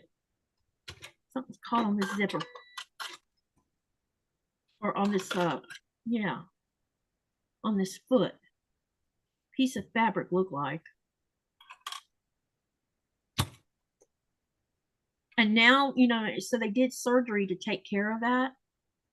And Interesting thing happened. His asthma went from being bad, bad, bad to hardly nothing. That's good. And so my youngest granddaughter just had surgery for her adenoids too, because it was blocking her airway. Lynette said she could hear her on the baby monitor sound like she would snore like a freight train and then just stop breathing. Wow.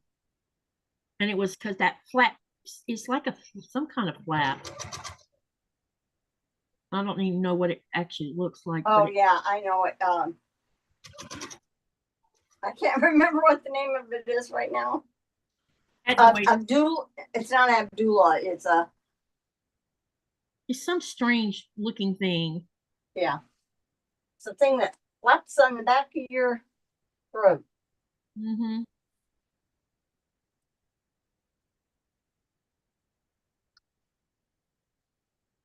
Denise says 98 pounds at the end of high school was a blessing to me. 3 years later and 2 babies, I went from, see now when I got pregnant with Lynette, I was 125 pounds, but I was 24 years old. Yeah, 20, wait. In 85, I was about 120. So I gained, but to me, 120 was not heavy.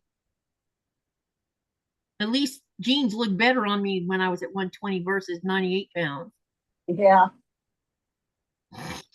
But can I remember being that weight? No.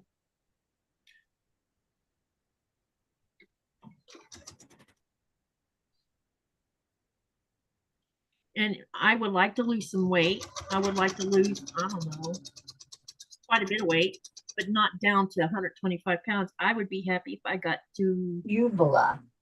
I would not mind being at 180. Sandy has the name of it. Uvula? The back of your throat? The thing that hangs down? Yeah. It's kind of like, it's shaped like that, I think. But it's somewhere between the nose and the airway, and it's just complicated. I guess I could look it up, see what it looks like. Oh.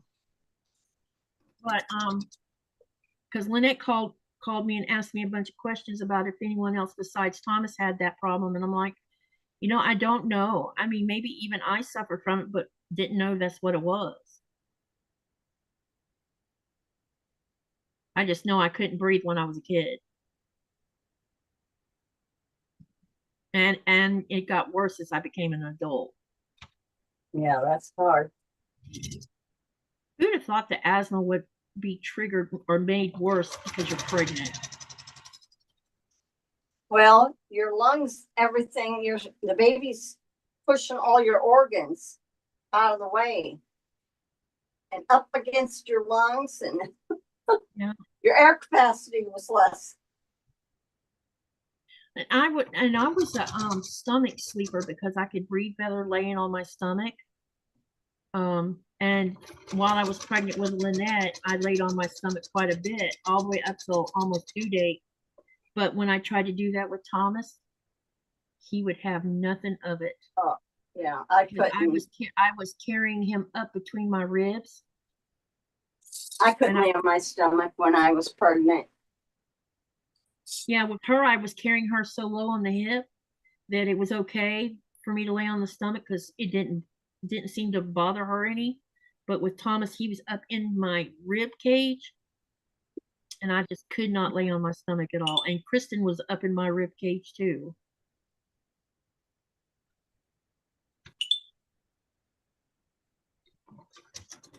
I carried her pretty low on my hips for some weird reason.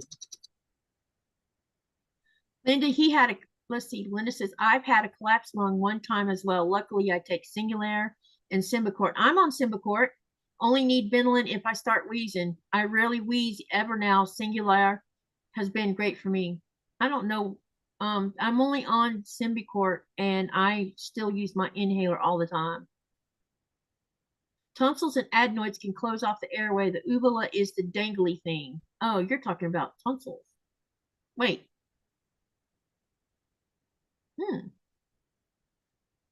Hey, Zaza, how are you? Linda says she still sleeps on her stomach. I can't sleep on my tummy anymore. I have to sleep on my side.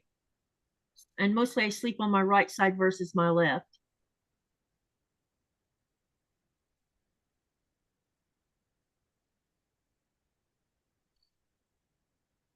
What are you serging? Oh, you're making pillowcases. I'm making the pillowcase. Yeah. I've been thinking about whether I want to join the bandwagon of sergers. Well, they're a love-hate relationship. If you know how to thread them and you can get through all that, yeah, see, there's that thread, so they're great. On because I've never even sat on one before. Oh.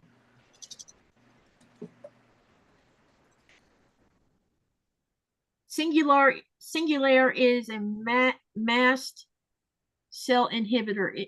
The mast cell is what makes us mucousy. Yep. And Alex says that sleeping on her stomach is the only way she can sleep. Wow. If you get a singular, you may never use albuterol again. I don't think that's going to happen. Because I think I've had singular before, a long time ago.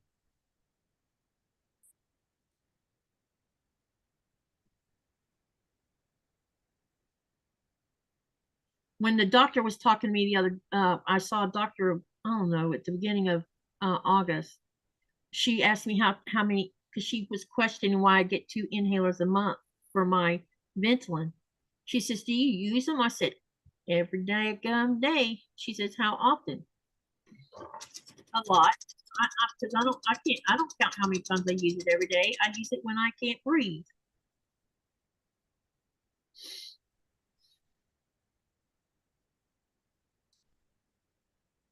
Hey, Flicky Chicky.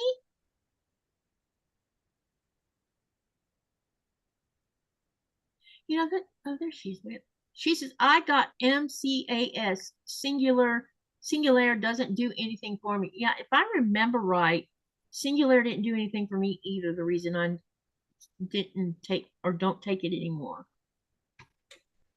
The Symbicort helps, but it doesn't keep my asthma at bay all the way. Symbicort. Did I say singular just now? Yep. Oh my God. Symbicort. And I also have a nebulizer machine in my house. Yeah, she says if I go off Symbicort or Singular, I had to have to use albuterol 4 times a day. Wow, 4 times a day. Yeah, I probably use mine more than that. You use a nebulizer then, Katie? When my asthma is really bad, I use the nebulizer. Yeah. Did I tell you that my daughter's a respiratory therapist? No, but I should have went into that business, seeing how I know so much about this. I know. Yeah, she has her degree in that.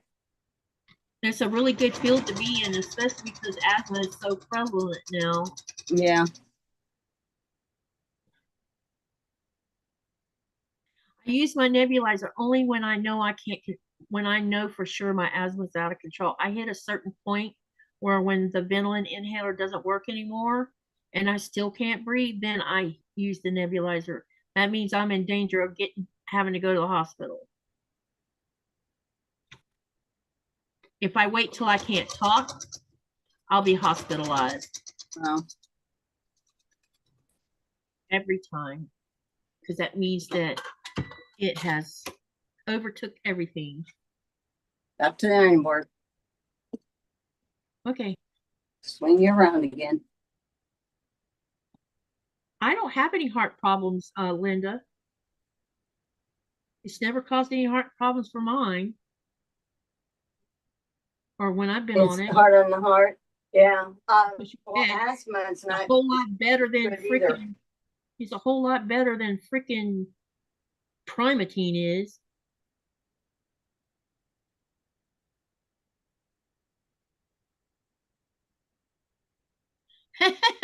Sasa says, "Nope. Respiratory specialists have to deal with mucus." I know. says I'd rather, my daughter always said I'd rather do that than wipe butts. Well, I think, yeah, I was about to say, I think I'd rather deal with mucus than I had to deal with vomit and the other thing. I, I bless all of them because they got a gift, be able to do what they do. Yeah, I can't clean up vomit because it makes me do the same thing. Hi, Zaza. Didn't see you in the chat. I just been making a pillowcase here, so. June says she uses her nebulizer 4 times a day, and then she has another one 2 times a day. And if I need my inhaler, I don't use my nebulizer unless I have to use it. It will open up your eyes. So Linda says she has a heart issue, and the albuterol makes her worse. Oh. So she tries to avoid albuterol. Yeah, see, I don't have heart problems, so I don't have to worry about that. I would be up the creek if I couldn't use albuterol.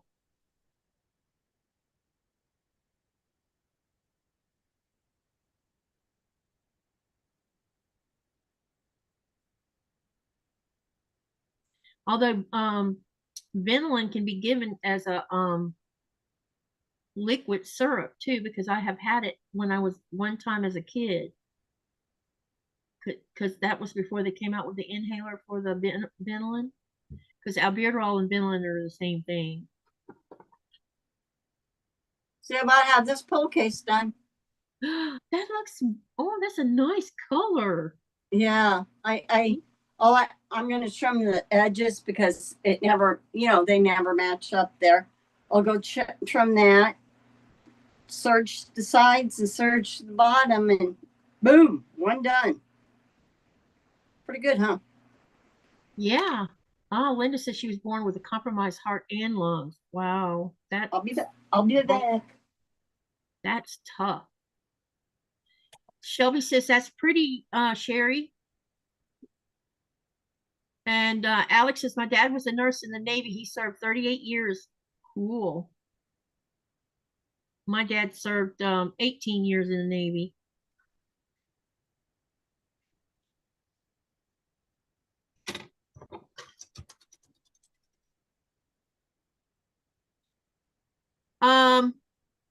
Zaza wants to know if that's a burrito pillowcase.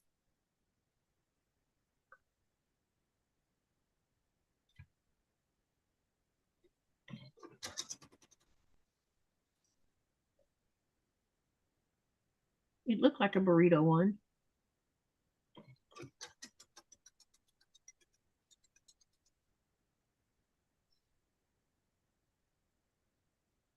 Flicky says she has lung scarring from prematurity.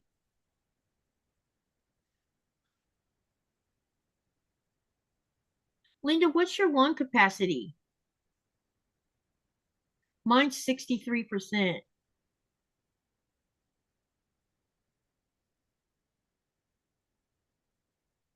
Shelby, I'm drinking tea and eating Rolos, says Zaza.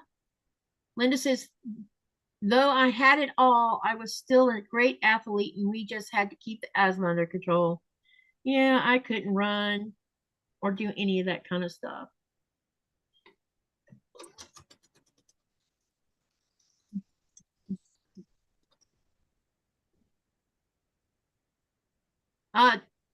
Sherry. Yeah. Zaza I think it was Zaza that asked it. Someone said, what is that a burrito? Yes, it is the burrito pillowcase.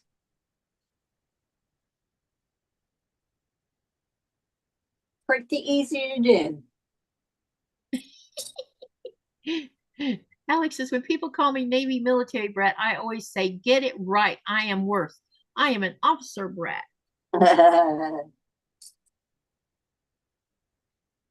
Me and my sister were born in the Navy base in Charleston, South Carolina.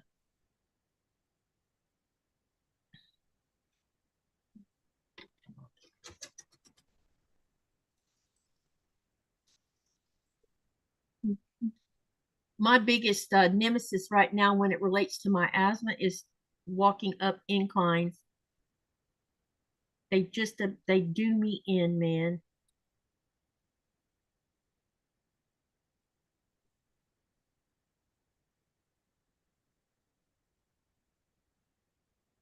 I'm working tomorrow, by the way. Well, money, money, money, money. No. We still have to get up at the crack of dawn. Yeah.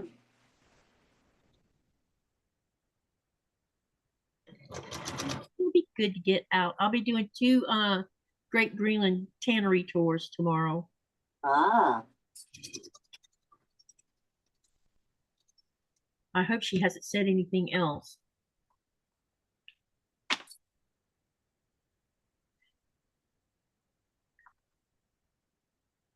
They'll go into September, won't they? Or longer. Yeah, there's going to be some in September also. In fact, I looked and I don't think, hang on a second. Let me look at my calendar because I wrote all the dates for when we would have cruise ships in that were supposed to show up.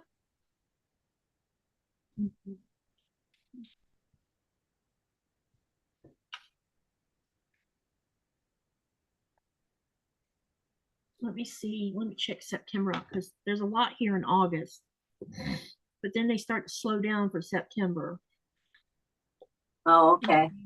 So we're due for 2, 4, 5, 6, 7, no, 7, 8, 9, 10. There's 10 for September. And for October, none. But we have had them in October before. Zaza says, Katie, does the tannery smell? There was one in the next town and a strong smell came from it, from whatever they used on the hides. When I first moved here and I started going to the tannery and we'd go to the wet room would be overpowering. But Great Greenland's working on reducing the amount of chromium they use to soften fur with. And so now they're down to 15% chromium and 85% green. They just haven't quite got the ingredients where they can go 100%. So it doesn't smell as much as it used to. I hardly notice the smell when I walk in there, even when they're stripping fat off the back of the skins. Because sometimes we just happen to be in there when they're stripping fat. Why are you making noises?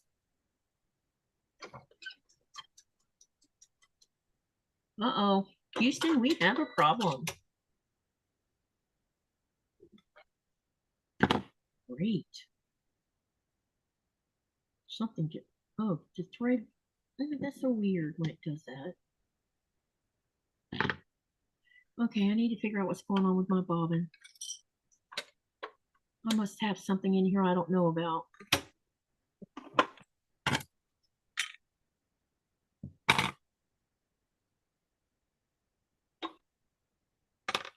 All right, let me see if I got a piece of thread caught in here somewhere.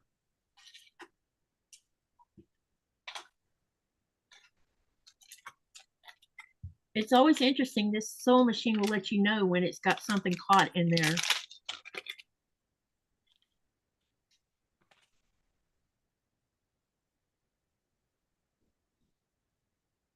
Sorry, I have to figure out what it is so I can go back to sewing. Otherwise, it'll keep messing with the bobbin. Let's see, where's my phone? Oh, over there.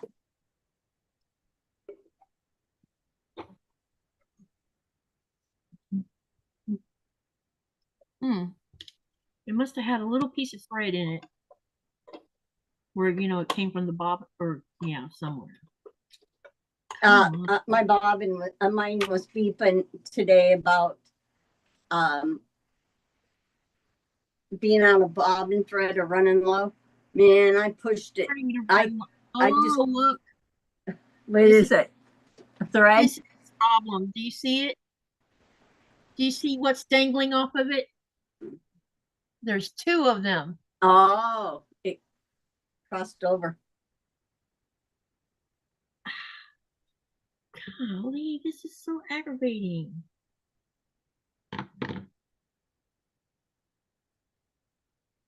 So it was the bobbin itself.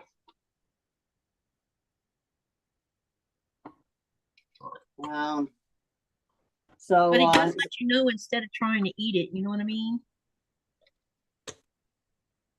You buy leather. Let me see. Flicky Chick says, like a leather tannery. Can you buy leather? Can you buy the skins at the tannery? Here's two things. Well, there's several things, but here's two ways that they work with skins. After they do the process of stripping the fat off the back, and then it goes through a process of tanning, and once it hits that, there's several steps in the process. Then they determine whether or not they want to leave it the way it is and continue on with the process, or they will strip all the hair off the skin, and then they will turn that into leather. Oh, so they can actually leather it. Yeah, so it's treated almost similar to what cowhide is as far as leather. And then there's different forms of leather. There's the stiff leather, there's really stiff leather. Then there is what some of us term suede leather. And then there's leather that's similar to suede leather, only it's shiny in nature. So yeah. And usually when they take skins to that form of leather, it means that the skin itself was damaged too much from seals fighting, because seals have claws on their flippers, and they also have very mean looking teeth, and so sometimes they can damage the skin. Mm-hmm. And and it can't be fixed, so they usually use all those skin for leather. And then they market it the same as leather then probably too, huh? So you can go into they sell these in Europe, but like I'll have to show you. I've been thinking about buying a small hand. They have across the body handbags that will fit just a small wallet in your cell phone. Yeah, I've been thinking about buying one. And you'll see that it'll have sealskin on one side, and it'll have the leather that I'm talking about on the other side of it. And then I can show you what that looks like. Because this is what sealskin. Uh-oh, where'd it go? I moved it. I had the sealskin up here. I could show you. I have moved it because I have too many projects up there standing up I'm working on. Did you win Bob and Chicken Sherry? Yes, I did. I didn't think I would. It beeped on me about 6 times, and I just kept on going. I thought, okay, I'll change it if. Oh, Zazo says the one she's talking about shut down 20 years ago. It'd probably be better now. Yeah, Great Greenland is really working hard to go totally green. And the reason that chromium ever came into the picture originally is because chromium, believe it or not, makes seal skin so soft. It's amazing. And but it's very, very toxic for the environment. And so they have to package up the used chromium solutions, and they ship it back to Denmark. And then there's a manufacturer in Denmark who processes it or breaks it down to make it where it's no longer a threat to the environment. Oh. Alex says, I love using vinyl, faux leather, and leather in my quilts and other projects. I haven't thought about sewing with some of that soft leather, but actually I probably could on this machine because it's really soft. I just don't know how to make bags and stuff, and I don't think I have the patience for it. Here you go. One pillowcase. Oh, so what size is that one? Is it a queen? standard, but it fits a bigger than a standard. It's let me say, I cut it, the body at 27. I cut the cuff at 9, which then goes down to 3.5. 27, 28. It's probably 30 inches long by 22.5. Sorry. What? Flicky said, she says, Katie, you are not discouraging my need for Greenlandic leather. Why would I discourage it? It's legal. And one of the things I get to teach people when they come through the tannery, people have such a funny opinion about what goes on over here when it comes to animals and skin. They assume that there's companies driving big, huge boats who mass murder seals. It's crazy, some of the stuff I hear. And the thing about it is there's no companies doing that. This is family hunters hunting for food, and skin is a byproduct of food. And because they're taught from generation to generation to generation, waste nothing, they don't waste anything that they could possibly not waste. So if they're not going to use the skin, they sell it to Great Greenland, and then Great Greenland does what they do with it, and then people buy it and they use it. Denise wanted to know if this was 100% cotton I was using, and the answer is yes. It is. Shelby says, I'm lucky to have a tan deer hide from my dad. I've been trying to figure out how to best use it. You know what I would do with it? I would either A, hang it up on the wall, or B, hang it on the back of your sofa or something. I saw some reindeer skins inside the shop the last week or the first week when I was tour guiding. Oh my God. It was so soft. Lucky Chick says that she made a tote out of coyote leather. I bet you that was. It was. I wonder. It was did they remove the hair or did they keep it more like a fur? When it's leather, they take the hair off. They take the hair off. Okay. Yeah. When you. I did make that fast, Joe. I got another one to do. It doesn't take long when you do it with a serger because it finishes the seams on the inside. But I got two more, another color, but I don't have that one cut. But I'll get the next one prepared here. I wish I was allowed to take pictures of I could take pictures of the sealskin that's sold in the boutique, but they have Arctic fox skins inside the sewing room, and we're not allowed to take pictures of that. Because it's because they're going protected. To use no, well, yeah, everything in the sewing room is protected except the design wall. They finally started letting me take pictures of the design wall, thank God, because it makes no sense not to share that. Yeah. Because you'll be amazed at what some of them look like. They look like what a quilter would do. Oh. There's a star, and I'll try to find the picture of the star because I took a picture of it. It's a star that's been used. I'm not sure which star that it's called, but they made a star using sealskin, leftover sealskin scraps. And it's beautiful. Wow. Now, do they sell the wares in Greenland in your town? Yeah. They make and sell the wares for when people come in, they can buy something. So the tannery is the only tannery in all of Greenland. Oh, wow. And so it serves everywhere that sealskin is allowed to be. And everything is sewn and created in this tannery in the sewing room, except for boots. Boots have to be sent to Spain to be done. Okay. They have a factory there that makes the soles of the boots. And Greenland doesn't have such a setup, so they send the sealskin there, and they're produced there, and then they're sent back here. Cool.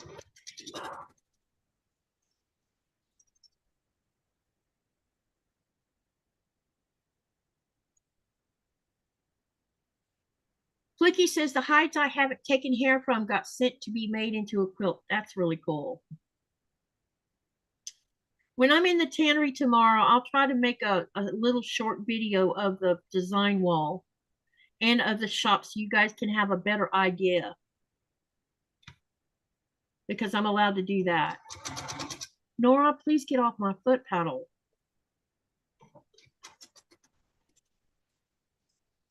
Yeah. She likes using my pedal as a pillow. Well, the difference, Zaza, is that they're not. Yeah, exactly, Rob. They're not doing it so much commercially as, you know. So scientists are working feverishly to come up with a way to not use it at all. I'm wondering if they use chromium with cowhide too. Because I mean, I know that, you know, leather is done on a mass thing. So, you know, saddles are made from, you got saddles, belts, purses, wallets, shoes, yep, coats, clothes. My husband owns a leather vest that we bought in the United States. He also owns a sealskin vest. We'll have to show that to y'all. And he's had that vest for a long time. He doesn't wear it very often though. Usually they dress up in the vest when they're going to something special.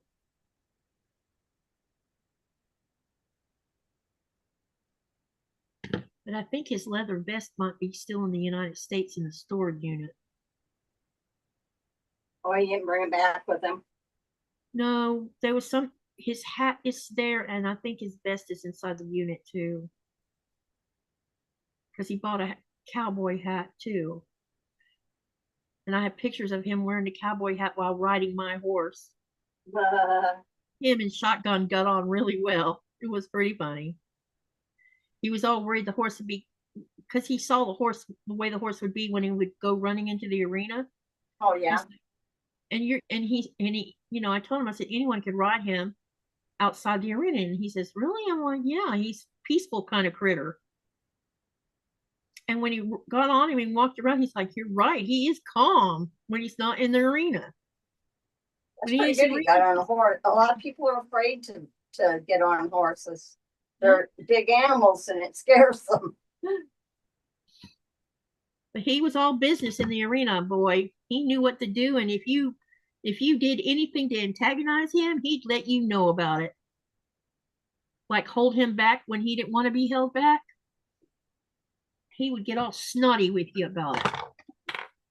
He wouldn't try to put you off or nothing like that. He would just let you know, hey, you know, I'm trying to do my job. Please let go of the bit so I can go. You know, I got a job to do. He was pretty fun. It still show? Huh? Do they still show the horse? My horse passed away in 2018. Oh. I think no, it was after the pandemic actually. 2022. Remember when I was stuck in California because I kept catching influenza?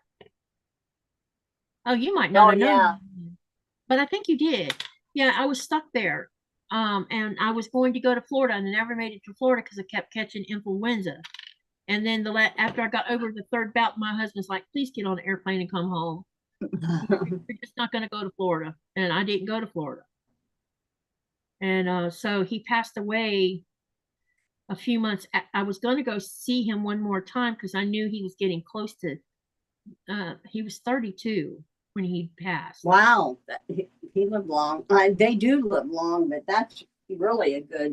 And he, you know, when I had the people I adopted him to, I made him sign a contract that he would never be put back in an arena again. Oh, okay. Because it was time to retire him. He had been racing since he was a 3-year-old. And yeah, that's a long time then. yeah, and I knew his history. There's a story about how me and Shotgun came together. I had two other horses before him, and both horses kept, the first one kept hurting me. The second one was a an ex bulldogging horse turned barrel horse. Oh, okay. The problem with him was he didn't know what stop even was, so he would blow past a barrel and crash into the arena rails.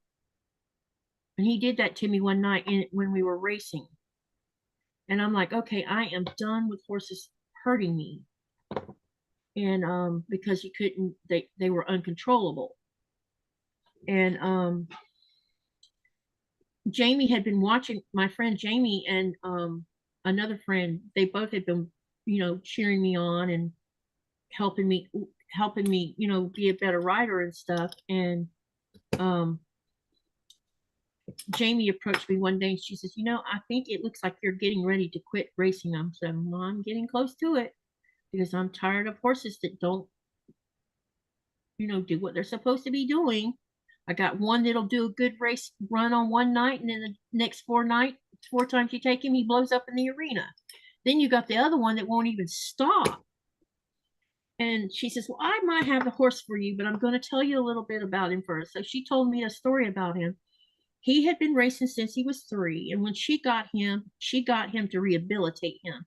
Oh, okay. Some teenagers had been racing him because they bought him from the lady who originally had him trained, and they would run him ragged, and basically they weren't warming him up before racing him. So horses get sore if you don't warm them up before you run them. And so at some point, he got enough of the abuse and decided to, I'm done with you guys. You're just not going to get on me without me causing some kind of friction. And so she bought him, and I think she had him about 18 months, and she'd been working with him, and she had it pretty much rehabilitated, but she was not going to let him go to just anyone. And she had said herself that she thought I was good with horses. I knew what I was doing. I wasn't abusive or overhandling of the bit or anything else. I just was picking the wrong kind of horse. And so she says, come out and meet Shotgun. So I came out, and she says, bring your saddle with you and whatever you plan on riding, whatever headset you want to use. And I'm like, okay. So I came out there, and she says, there he is. Go get him. I said, just like that? She says, yeah, but you're not going to just go out and ride him. I said, no, I don't do any of my horses that way. She says, so what do you do? I said, normally my thing is I would go get them out of the pasture and bring them up, halter them, put them on a tie down pole, groom them really good, get them all cleaned up and brushed, and talk to them and give them some treats and saddle them up, and then walk them to wherever I was going to ride them. And then we'd start out slow. And she says, well, do your thing with him. And she says, then we're going to go to the arena. And the first thing I said was, I really don't want to go through the chute. She says, Katie, just have faith in me. You will go through the chute, and you will not have what's been happening to you every time you went through the chute at the riding club, because they all saw what was going on. And so I took him out there, and I got on him, and I got up to the chute, and I'm standing there looking at the chute, and I'm just really like, nope, I would rather go through a gate. She says, go through the chute and just calmly walk through there with the horse. And Shotgun wasn't doing anything to give me any reason to be uneasy. And so we went through the chute, and I'm like, this is interesting. He's all calm and quiet. And we rode around. I don't know. I rode him for about 2 hours. I walked him around, trotted him around, cantered him. At some point, I got off of him and was talking to him and pet him. And she came up and she says, do you realize that horse just hooked up to you? I said, yeah, I know. And she says, how do you know? I said, because of the way he's acting. And I said, what? I said, watch this. So I walked away, and Shotgun followed me. without me leading him. And so I knew we had hooked up. And so I ended up buying him. And that was the best thing I ever did because I got over a lot of my fears. I was in first place before I moved here. If I'd have finished out the season, I probably would have won a saddle because I was sitting in first. I was doing really good for someone who was doing so crappy for so long. I actually won 2 breast collars with him. I have those, and then the last year is when I met Nick when Nikolai came, and then we went and got married, in 2011, and I had done half the season, something like that, when I was so close to finishing, but love being with him meant more. Yeah, love. I am sure if I make my quilt in leather, people will have an issue with it. Why? Why would they have an issue with it? What's wrong with the leather quilt? Some people don't, everybody has a different thought, I guess, Do people make us think about leather pants and leather dresses or leather cat suits? Do they make us think about that? Yep, I know. So, because all that cow leather comes from probably slaughterhouses. Yeah. Instead of throwing it away, they turn around and sell it to someone who's going to use it. Look at this yummy meal. Oh, that looks tasty. Are you about to sit down and eat that while we're talking? Not while we're talking. I'll wait, but it's Panera. Oh, that looks tasty. I'm jealous. Chicken with mandarin oranges and strawberries and blueberries and pineapple and poppy seed dressing. I like that. The thing about it is, Alex, is if people realize that it takes 100 years for a synthetic oil or synthetic jacket that's made from petroleum byproducts, it takes 100 years for that to degrade into nature. When if it's made from animal and it ends up in the landfill, it turns to dust because it's part of nature.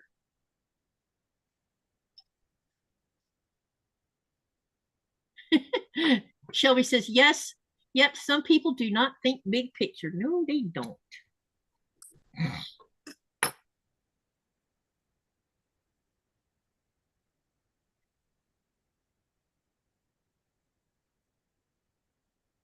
The only reason I don't have a sealskin jacket is because it's too hot for me.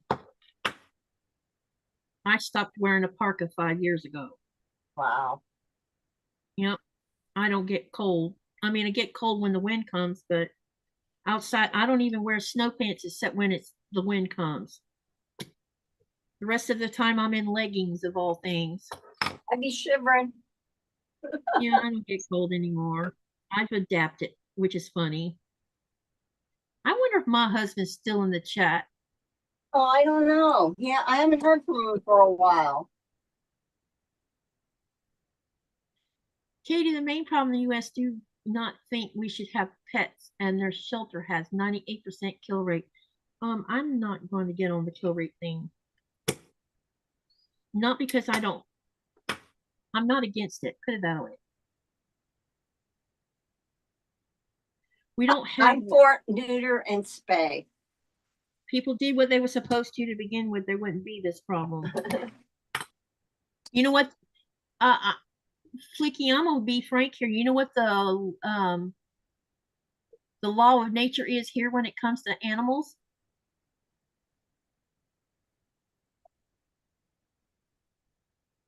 If a dog doesn't have a home and he's straying and he's starving to death, they end him. That's it. They're done. There is no shelters here in Greenland. They might be one in Nuuk, but not here where we're so small. Because there is a law that says you're not supposed to be breeding dogs here.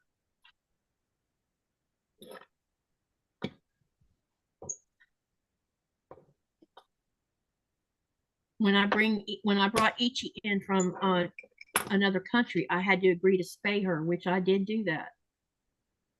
Because I've always spayed my females. Even when I lived in the United States, because I don't believe in breeding them when I get them, even though they're pure breed dogs. I know that sounds strange, but I have a pinch on for German Shepherds, and that's why I have owned them all of my adult life. And so when I lived in Florida, I had several females, but I didn't want to breed any of them.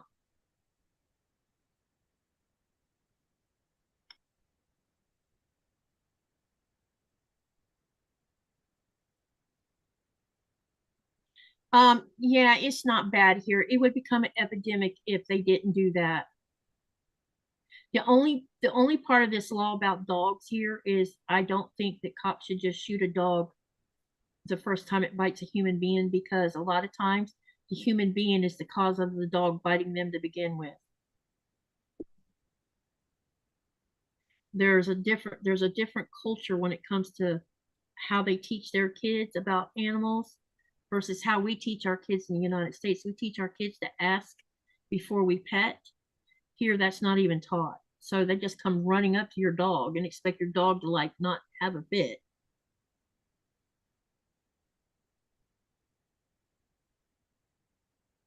So did we figure out if Nikolai was still in the chat? Oh, let me see if he is. Yeah, Sheila, you're right. It's called being a responsible pet owner. It definitely being responsible, yes. It shows he's here. I can see him.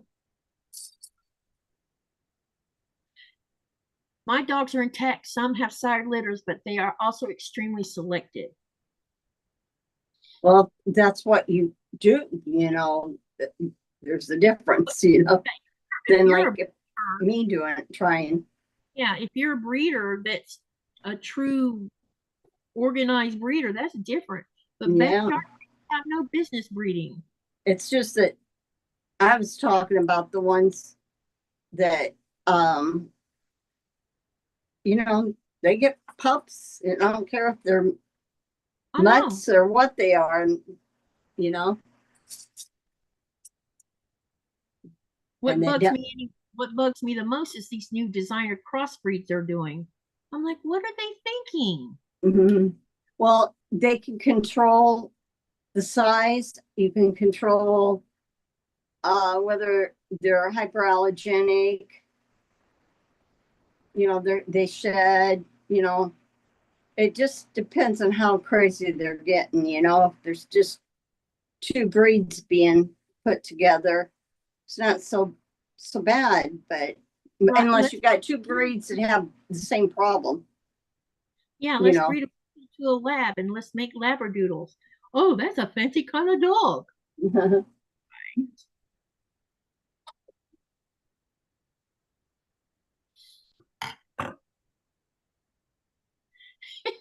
Clicky says like karma. it next, huh? Wait, what? I don't get that one. Like karma is next son, 4 liters in 12 years. I don't understand. And Zaza says they do that here and I hate it. I always tell them to ask first. The amount of kids and adults that would try to pull my hound's ears. Yeah. It's the same when they see a Dotson, it's like, oh my God, it's a hot dog. Let me go running up to him. And my Dotson is like, wait, what? No, you're not. Well, my old dog, anybody could go up to her and she'd be happy. Yeah, Nora will stand her ground and growl at them. Yeah. That's a warning. She doesn't go out her way to try to bite. She's never tried to bite anyone. We did a lot of socializing with ours when she was a pup with other dogs and with people. She started doing that recently. And I think it's because she don't have her big bad brother. Yeah.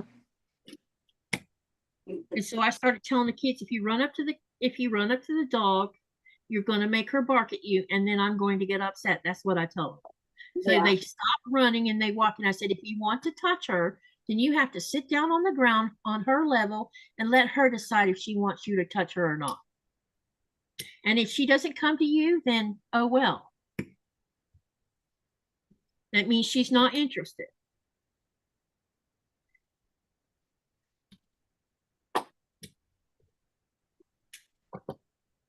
If you have a dog that has an ear infection and a Granger pulls its ears, it's going to bite. Yep.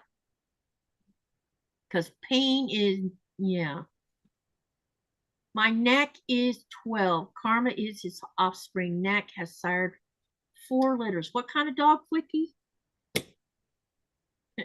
Unless your Knack, I don't know what a Knack is. Put it that way. Is that a name of a dog or a name of a breed?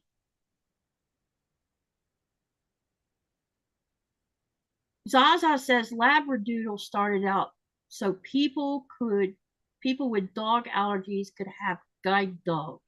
Yeah. So they were allergic to the Labrador, but not the poodle, I take it. Yeah, they don't shed. Labradoodles won't shed.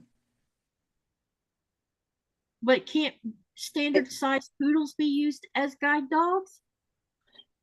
I don't know. I mean, people don't tend to. I think it's the strength in them, the muscle. They have a lot of muscle mass and strength. Oh, God, yeah.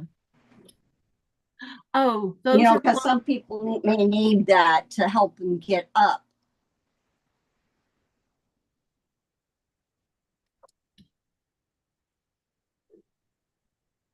Yep, that definitely will nip it in the bud too, Joyce. Hey, Joyce. I forgot you had Clumber Spaniels now that you mentioned it. Clumber Spaniels are cool looking.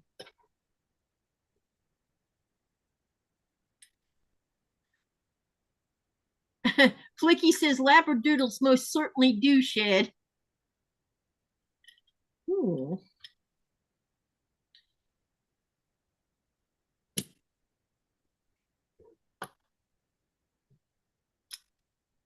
We're on a roll here. I have already done all 96 of the half square triangles.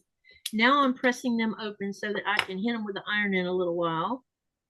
And then maybe I can actually start sewing them to the rectangles and the squares.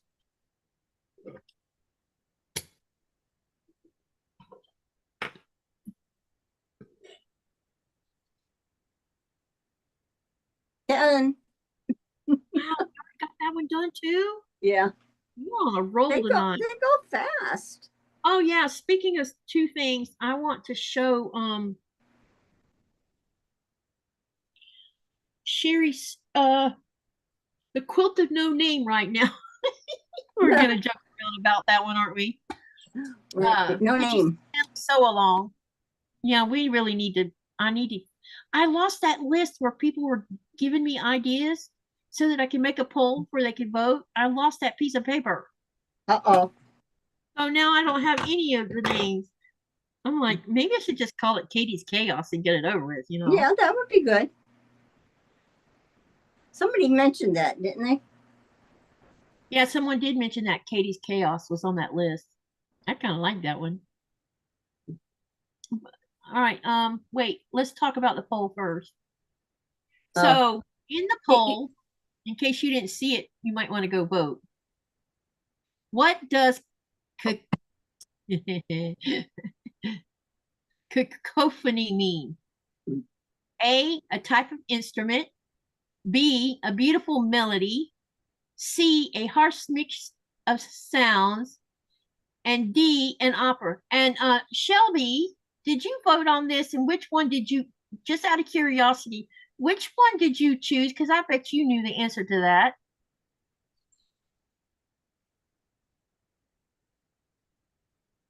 Robin says, my dogs have no danglers and females are spayed.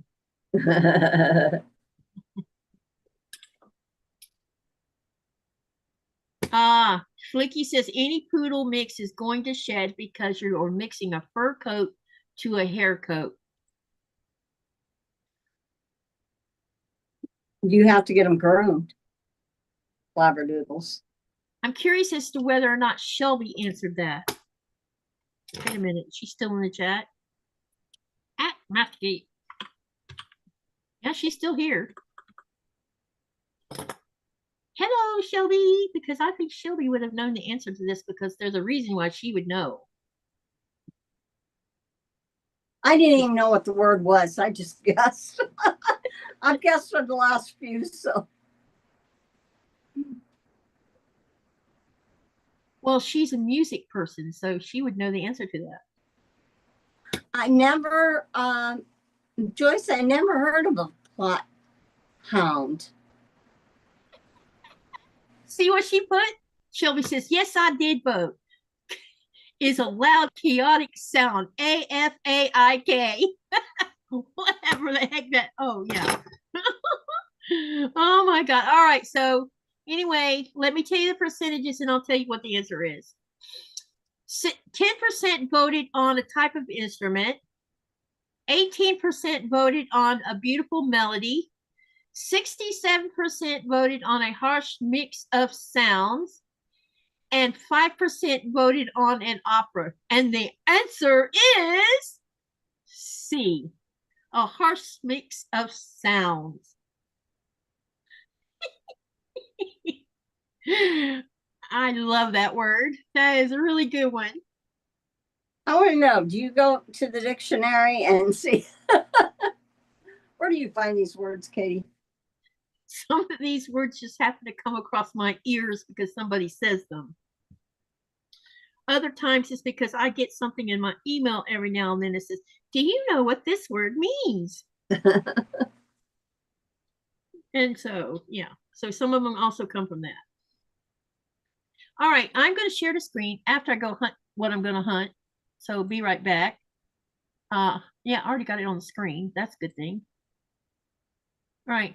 I am going to share Sherry's, what shall we call this? Your interpretation of this pattern, right? Yes. It's just the no name. Yeah, no, I'm sorry. No name reminds me of, please forgive me, no nets. Yeah, I need to get off my butt and get something done about having a name. I know. All right, let me share the screen so we can talk about and I think there's been a couple other posts we could talk about too, since we're in there anyway. Historic. I'm trying to figure out how to pronounce that word. I can't even pronounce it, so. I know, it's a little bit difficult. I need to look at the pronunciation. I think I said it kind of like it sounds, but not really. Yeah, here we go. All right, let me know if anybody can see this. Let me know when you can see this. Can you see it? Yes, can see it. All right, so Sherry, tell us what you were doing with it. Well, I was laying it out just to see what layout I might want, and I knew I could do 2 more blocks and have a twin, but it would be off. It would be off center. So I am going to, you see where the narrow one will be the middle. Are you going to put a stashing through here or no? No. Okay. I laid it down and it just didn't, it was too much division for me, for my eye. So those 2 great big blocks is what I'm going to complete on the other side. Okay. So that means 2, 3, 4. So you're going to line up the hourglasses so that they look like a border, kind of. Yeah, like a cornerstone there. Yeah, and a border. Yeah. Yeah, because it looks like a border that'll end up right through there. Yeah, right here and over. I don't know if you can see my mouse or not. Yeah, I'll probably do a border also on it to bring out the sashing. Yeah, I got 6 more blocks to do. Let me see. Do I have 6? So right now you have 10 of the Looks like you have 10 9 patches made. I think 5, 6. 1, 2, 3, 4, 5, 6, 7, 8. Uh-oh, they might be more than that in there. I have enough of my the squares, all the 9 patches. Yeah. I have to make more of the hourglasses. Okay. Okay. Anyway, that's what the channel so long is looking like from Sherry's point of view. So one of the things I forgot to mention earlier when we were having a discussion about it is this is me designing it from my head. Andrea from Mama J's Enterprises, she's writing the pattern for anyone who wants it written form of it. But it also gives everybody a chance to design it how they want to make it based on what I've given. And this is what Sherry's doing is she's creating it. She's adding her personal touches to the design itself because the main portions that I was talking about is you've got your 9 patch, you have 2 sets of 3 hourglasses plus a cornerstone hourglass, and then it's up to you how you set up the whole design of the quilt. I'm going to be rotating blocks is what I think I'm going to do, and then I'm going to put a sash in between, unless I change my mind after seeing Sherry's. Yeah.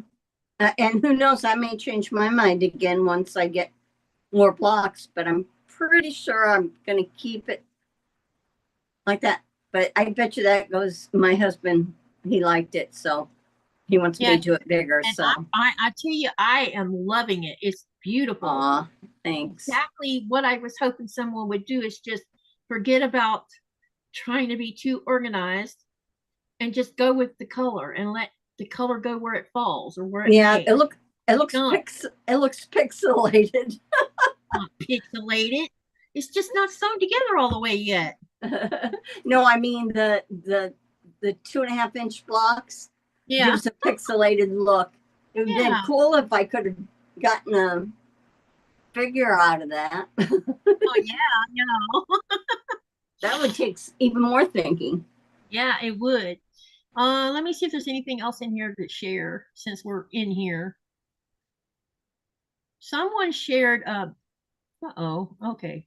Can you Sean's still see? In here. I don't know if Hey, I said hi to Joyce, JK.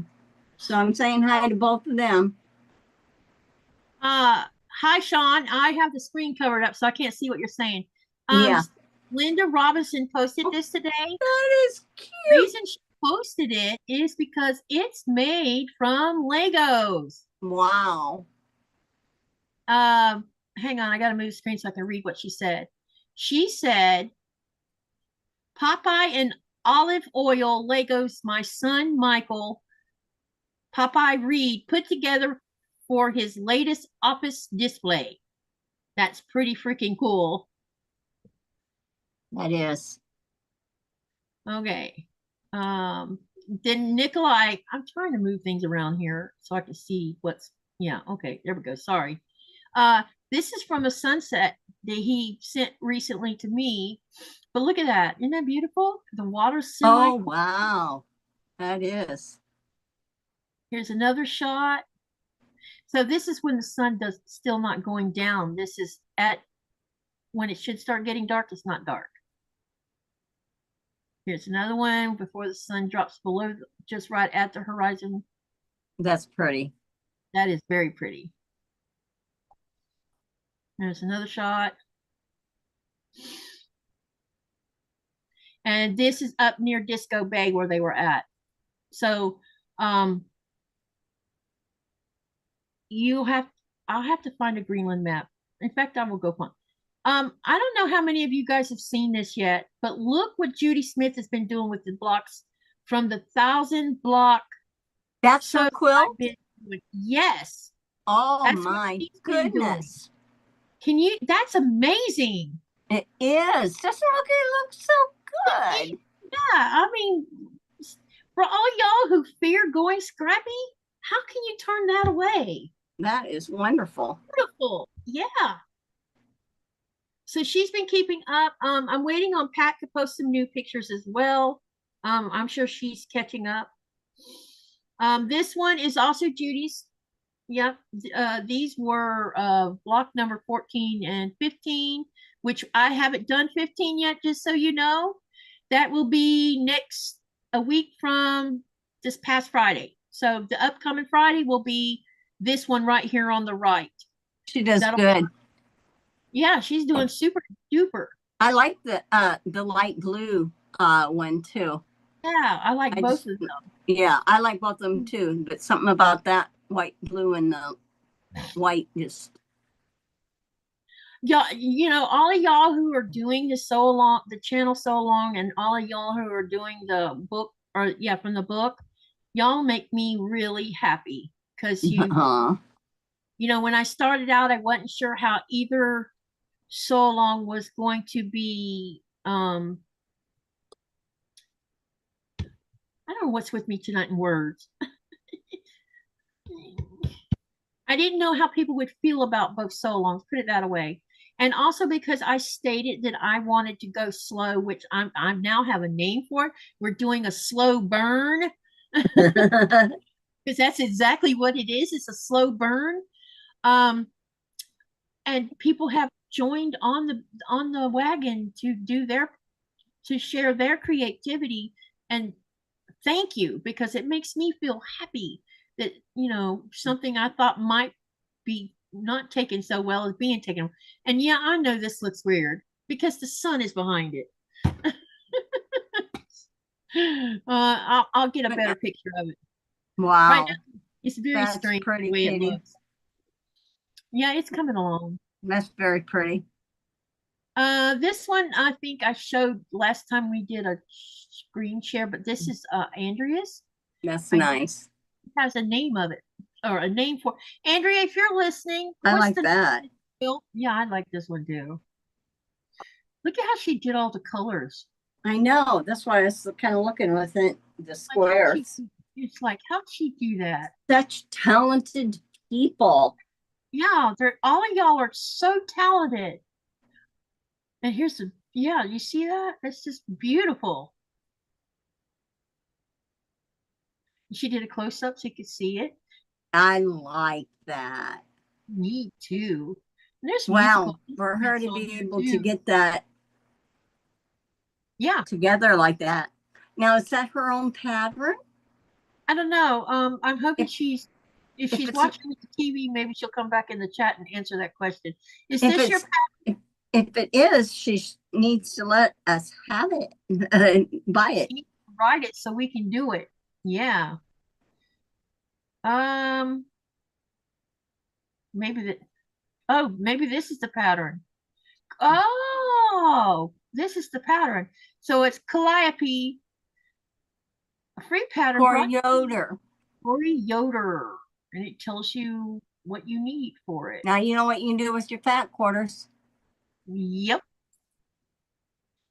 And this is some more of those blocks that you saw on the main part of the quilt for That's Judy's. pretty. I like that one on the upper left. I like the background fabric on that. I do too. They're all more nice. Mm-hmm. Okay, we're done now. All right. Stop the share. Mm-hmm. Let me get the chat back. So you guys, you see how everyone's participating. You are more than you can post your pictures of your projects. You can post your pictures of what you're working on, even if, as long as it's a project of any kind, you can put it on there. Like I said, we're crafters. It encourages us to like, okay, I like that. Let me try it, you know? Yeah, Flicky, the ones of the dogs, yes, they're on there. Did you want me to show the dogs? Let's see what she says. I'll have to go hunt them. Hey, yeah, let me go hunt them. Watch. Let me know while I'm looking for the dog pictures. If she said yes, she wants them. Joyce is saying hi to Judy. Sheila likes the quilts and the blocks. They are. Oh, Marketplace Boutique. Now who? Cody. Cody? Jody. Okay. This is all nice. Says Cynthia is making greeting cards and home decor with paper. Does that count? Oh, Yes, it does. you posted. I did. No. Yeah, I did a lot of like the junk journaling. We'll have to show that sometime. I made books and did different things, and I had fun. I have all along my long arm underneath this all my scrapbooking type stuff. You can't be a quilter without being a scrapbooker or working with paper at one time or another, I guess, or the other way around. I see Flicky posted a quilt picture, so we're going to show that in just a minute.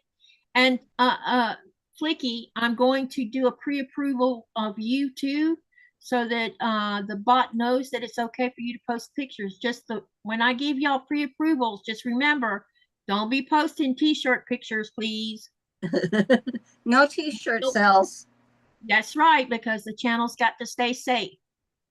That's the only reason the bot is turned on right now, is because we got some people who don't think they can follow the rules. All right, now let me get back. Uh-oh, I need to reload again. Hang on a minute. So I've been pre-approving people as they post them, because I know you've been posting just those kinds of pictures. All right. Okay, now I'm going to share the screen again. And if they're saying anything, let me know, please. Cynthia says, I just discovered junk journaling. It's different and fun too.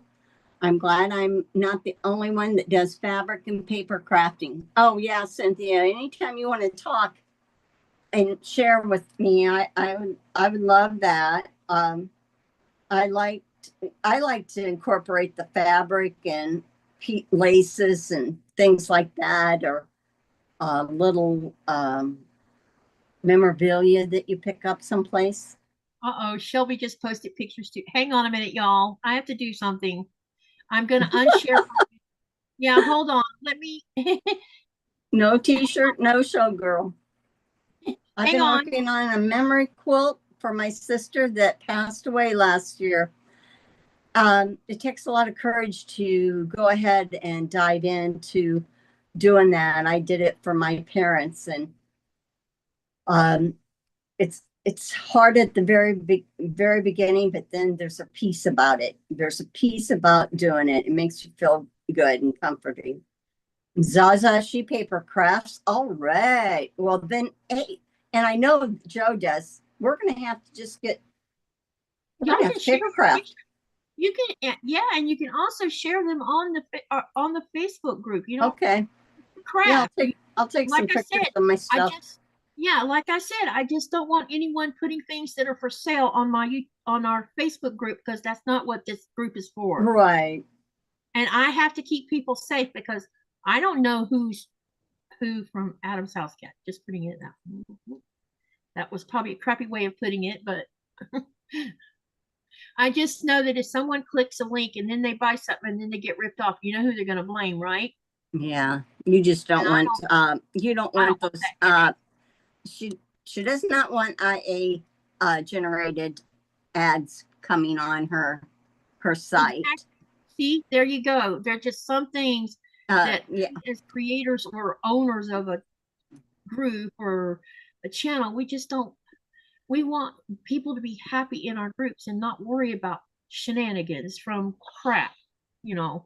Shelby likes crocheting. Has she been crocheting with you? Who? Shelby. I didn't know Shelby crocheted, actually. She just said it. I like crochet, though. Yeah, you know, I do a live once a month. Hello. Yeah. Katie does a live when she gets together with two other ones, or sometimes three, and they're crocheting, and one does little characters, and yeah, she is so Andy of Crafty Witch 232, she makes the scary little critters, and she's going to Comic-Con this weekend to sell her stuff. And then we have Amanda of Scraptastic, and she wasn't there Tuesday because she got the days mixed up. But she is a prolific crocheter. Oh my God. I thought Andy was, but her and Andy both are. And I'm about to try to get an interview with another crocheter who's just as prolific. She also makes stuffies out of crochet. Oh, that's cool. Yeah. You I have a great niece that I showed how to do little those little lacy scarves that was in I don't know, 7 years ago, 8 years ago. And I showed them how to do it, and they never crocheted. Yeah. Well, now she makes the animal stuffies and does all that stuff. So I guess I passed something on. Exactly. Can everybody see the screen? Can you see it, Sherry? Oh, I'm sorry. Yes, and that is about Okay, so as this perfect is as you can get block. Yeah. Huh? That block is perfect. Oh, it is. It looks like a tulip almost. Yeah, She it said a does. block made this past week just for fun. Is there a name for it? It looks like it is the tulip block. That's beautiful. It does look like a tulip. To me, it does. If it had a stem though, it would really look like a flower. Zaza, I've been into everything that you can think of too. That's our creative minds. And this is Flicky Chickie's quilt. Is it? Oh, wow. Wow. What did you make the long big strips from? Was that regular cotton or is that flannel? Wow.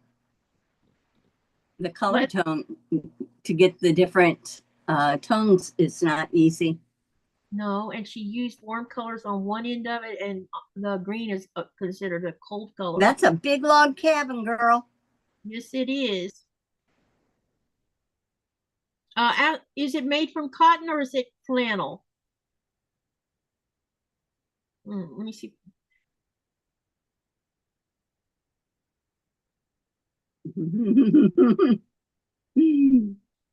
She says it's all cotton.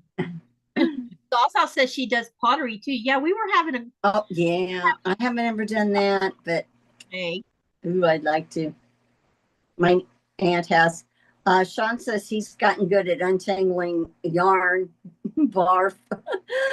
After the dogs tried knitting, his wife does a lot of knitting, and so I bet you he did. His wife probably says, "Could you help me?" Yeah, it looks like the tulip. Yep, hang on. I'm going to go show the doggy thing. Okay. Cynthia has crocheted baby blankets and pot holders over years. You know, excuse me. My niece had done some dishcloths and crocheted them, and I really liked those. Okay, these are Flicky's dogs. Rubik is enjoying the beach. You can see this, yes? No, yeah. Okay. No, not yet. You don't see it yet? You know when you see it. Now we see the dog. Choke. Okay, so this is Rubik. And Flicky can tell you all about it in the chat. Are you okay? I just choked on air. Yes, I'm okay. In this picture, she says, my sweet boys at a lake enjoying the swimming of their life. And this is, I guess you say Knack at 10 with Karma at 6 months. Oh, there's the other dog right there. Aw. Sweet baby. Oh, that is so cute. Oh, look at this. Snoozing on me. Spoiled okay, puppy. See. That's what you call pampered pet motel. Uh-oh. Karma's making sure the dryer is empty or enjoying the warmth. Oh my God. We'll see you, Judy. She leaving? Yeah, she has to feed her grandson. See you later, Judy. Okay, now we're done with the pictures. Okay. The other day I choked on air. I do that a lot myself. Hey, Jody, that includes you when you're making jewelry and stuff. You can always share it over on my group. Yeah, we're not what do you call it? A closed group of people. We've all seems Yeah, we like all have crafts we do that are different. I mean, so I didn't even know that Teresa Louise, I knew Teresa Louise painted. I didn't know she crocheted. oh yeah. She's So I'm very playing talented. along. She's a very Yeah. talented woman Yeah. too. So it's okay to share your crafts over on the group. Just keep the t-shirts. What was that? I didn't hear it. Just keep the t-shirt crap off the group.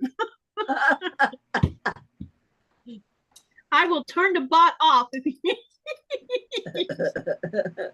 the group No is so t-shirt stuff. yeah, no selling crap.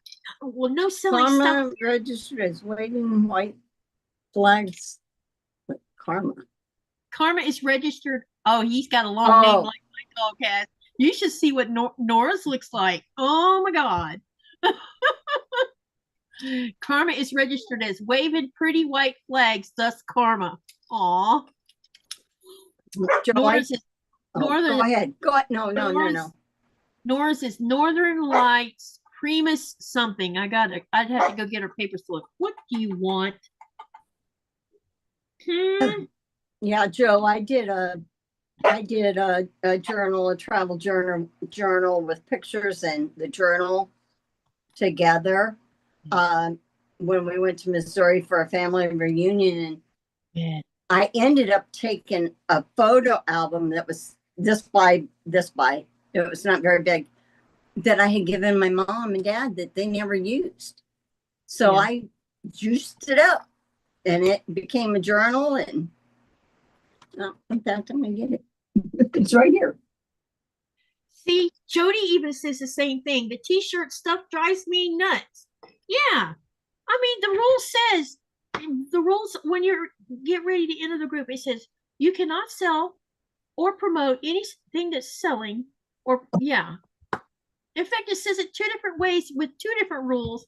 And it's like, I'm not going to follow the rules. I'm going to do what I want to do. So I've been kicking them out. This is mine. I took I just juiced it up or whatever. I'm just going to show you a page or two. Then I took some of the photo album parts out and I put stuff in. I got to show you this. I'm sorry. I'm taking over, but. You can take over. Okay. Oh, this right here. This is like my family junk journal. This was binding from my grandpa's Bible that had fallen apart. He was a minister. So I put that there. This is part of it, and that. Our airline tickets, and I don't know, my aunt kind of got me doing this stuff. I like to go and use sheet music. Mm-hmm. And Song of Solomon I put in there, but yeah, just different kind of things. My aunt made this one. But then there's photos in here too. And I can continue it. But that's one. And then I got some that's where I made more of it. Those books, are they expensive? Oh, ones like this? Oh, Yeah. actually, you make junk journals, you actually can make them from the very beginning. You can get, you know how you get those little you can either do it from paper from the very beginning, or you know those little books that you get that you can write in that's about this by this, and they have the line paper or whatever. You can take those and add stuff to it. You take papers out to add more stuff. You could take a book, a old book that is no longer any good, but the cover's good. Yeah. And you can rebind it. I took cereal boxes. Hold on. I'm sorry. No, stop saying that. There's no reason to apologize.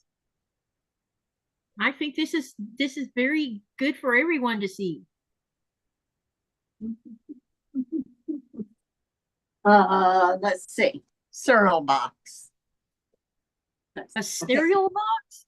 I took a cereal box Oh, be god dang. and I did this. And so Wow. I made this completely myself. And I did little, and then I can take this off if I can get it untied now. Well, I'll just slide it off.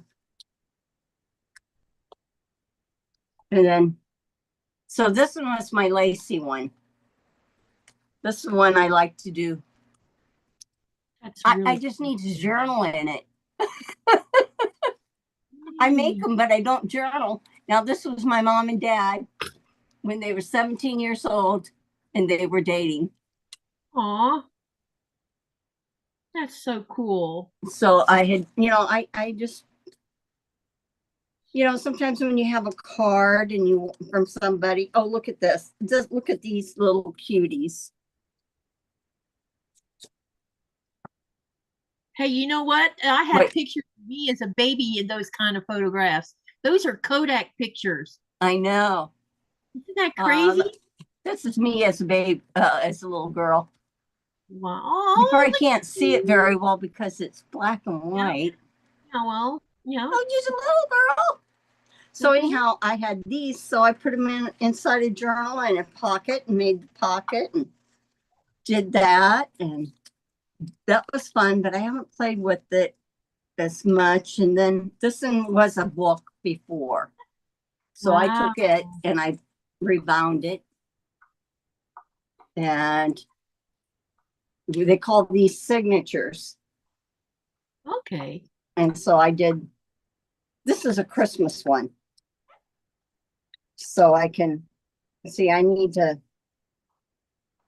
That's from a magazine, and you can find this junk journal is made from memorabilia, and they call it junk because it's something that maybe somebody else would throw away, but you keep, and you do things with it. That is so cool. That's my Christmas one. So Wow. that's it. Oh, So that talent. see, Joe. Let me see. I got to see that. Hi, Michelle. Lego boxes are great for making them, says Zaza. Yeah, I hadn't even thought of that. I've been throwing them away as we get done with them. The only Lego boxes we don't throw away is the one for the Millennium. I think we still have the Millennium Falcon one. Katie, I posted F and Puck for you to see. A horse. Okay. Well, they all have been doing books and things like that. I'm looking, Yeah, Zaza and all of them. that is so cool. So I I see, have I have pictures and maybe you guys can help give me some ideas.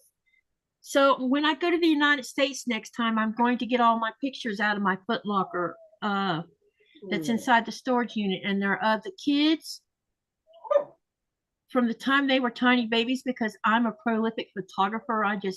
Yeah, you have no idea. This is how prolific I am. When I went to the New York City Botanical Gardens, I had 28 rolls of film with me. I took all 28 rolls of film inside that garden. wow. I developed all 28 rolls of that film.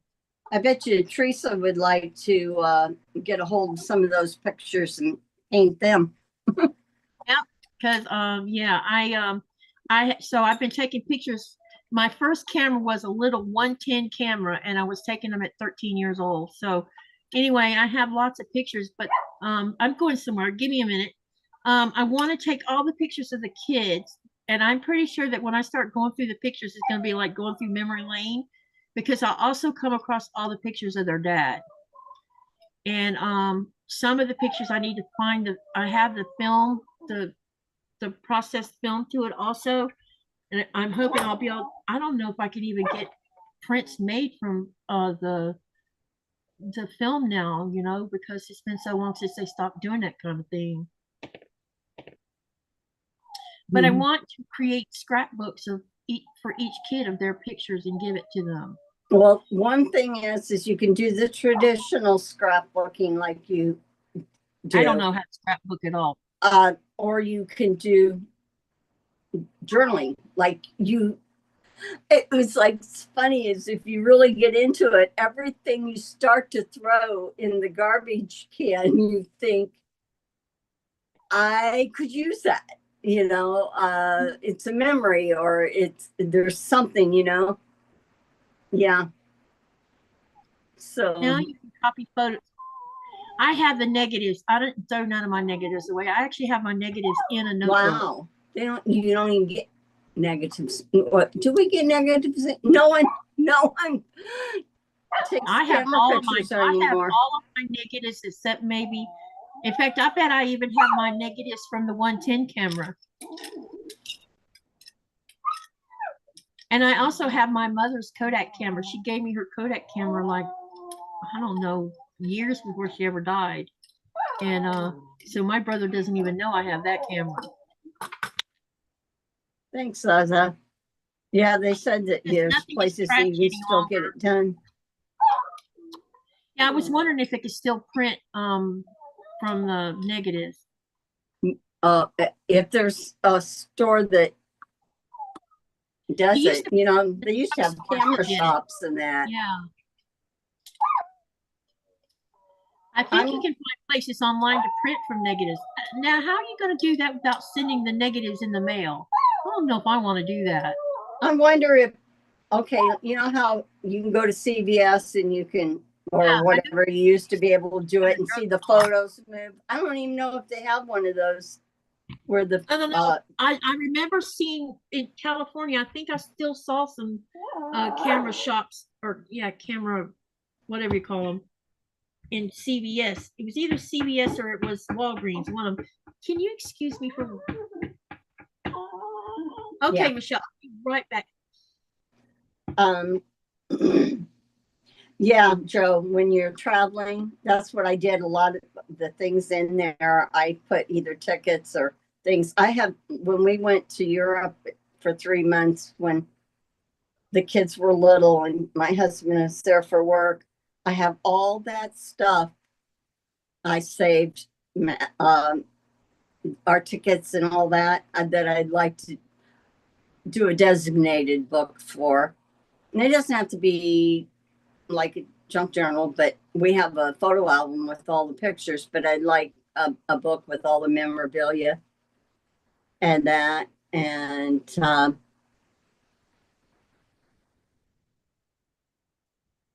you think that Walmart, Alex, is still doing where you can take your negatives or get your photos developed? I should ask my grandson's girlfriend, because she does photography and she uses camera of what she does for developing.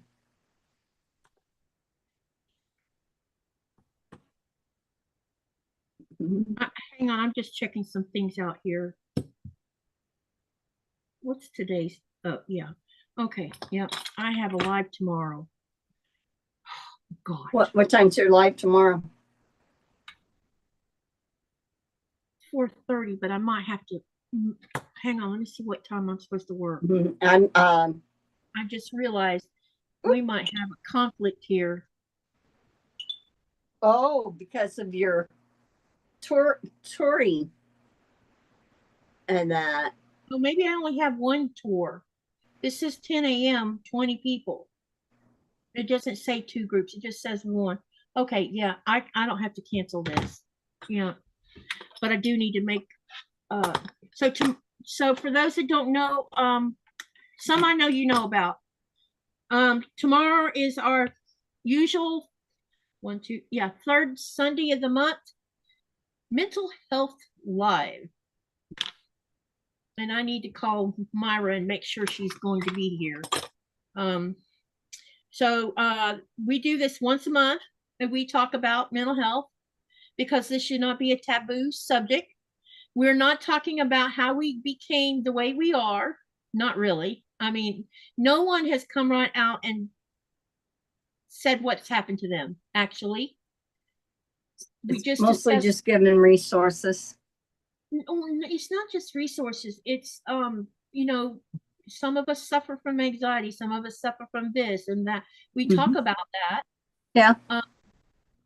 You know, I've said it a few times. Y'all heard me say, I suffer from 2 anxiety disorders and PTSD. And you know, there's other people that suffer from similar things. And so we talk about that, and we talk about what right now we've been talking over the last few months about building ourselves a toolkit. And the toolkit is based on what helps you get through a bad time, or like when I talk about, you know, when I call it when I get in the funk. No, I didn't say the F-bomb. I said F-U-N-K. Because I did drop an F-bomb by accident a month ago and didn't mean to. But anyway, so when people get into funks or they lose their sojo, and you don't know how to get yourself out of that lack of wanting to sew. We've been talking to each other about, and a lot of people have had really good ideas. And so we've been talking about how we can approach this subject, how we can approach dealing with that. If we have a friend who we think is going to hurt themselves, what do we do? What do we do if we want to hurt ourselves? You know, all of that's talked about. Myra, my friend, has a master's degree in mental health. She's been doing it for a long time, and she the last part of her employment was working with veterans. And she just retired this past year, but she still has a license. So she's been there to help guide us through talking about toolkits and what to do if we have, like we talked about, what to do if we have a panic attack. What can we do? How do we know when we're going, if is there some signals that we could keep an eye on to know that we're going to get to a panic attack? Sometimes we don't know we're going to have one. So that's what we talk about. So that'll be tomorrow, and it'll start at 7:30 Eastern Standard. I'm sorry, 4:30 Eastern Standard Time, 7:30 my time. So come and join us. You can say whatever you want. It is a safe place to talk. This is what we're trying to do, is build a small community so that if you do need to talk, you can contact me or Myra or Danny. We're hoping that we can get where we can, maybe we'll eventually set up a group, but right now it's too early in the game. And you know, because people are in so many groups already, I think it would be difficult, you know, for that. But anyway, that's what will be tomorrow night.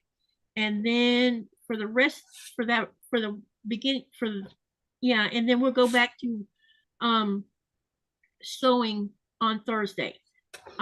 Only thing I wanted to mention to you guys is I don't know which weekend it's going to be yet. I'm hoping I can do it the 5th weekend of the month, which would be the 29th, 30th, and 31st. We're supposed to go off to Nanotalik, but go off in a boat, which means I will be off grid, except in Nanotalik. Now, Nanotalik has a cell tower, so I might be able to go live there. Do I know what time I'll be able to go to live? No, because I don't know what time we're going to be there versus everywhere else we're going to be. But I think that'll be the 5th week in the weekend. So, yeah. You have a live on Tuesday, yes? Yes, I do, at 2:00. All right. Eastern Standard. The other thing is I know there's some channel people in here, or channel creator people in here. Can you please type exclamation selfie and share your channel, please?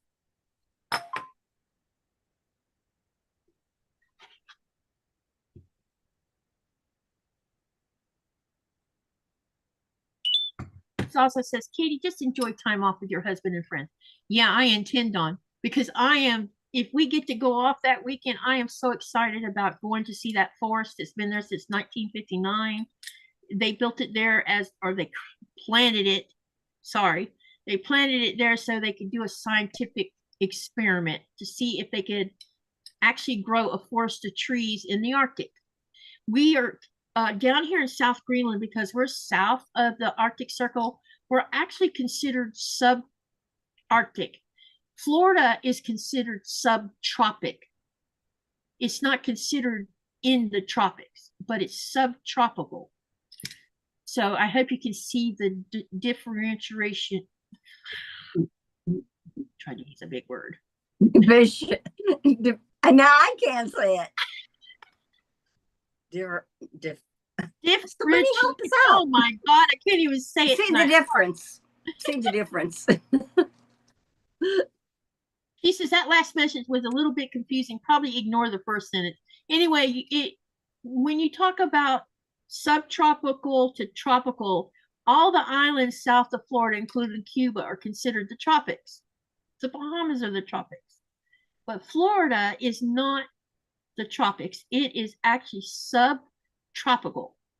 So the bottom half of Florida, like from mid down to the extreme southern part of Florida, is more tropical than, say, from mid Florida to North Florida.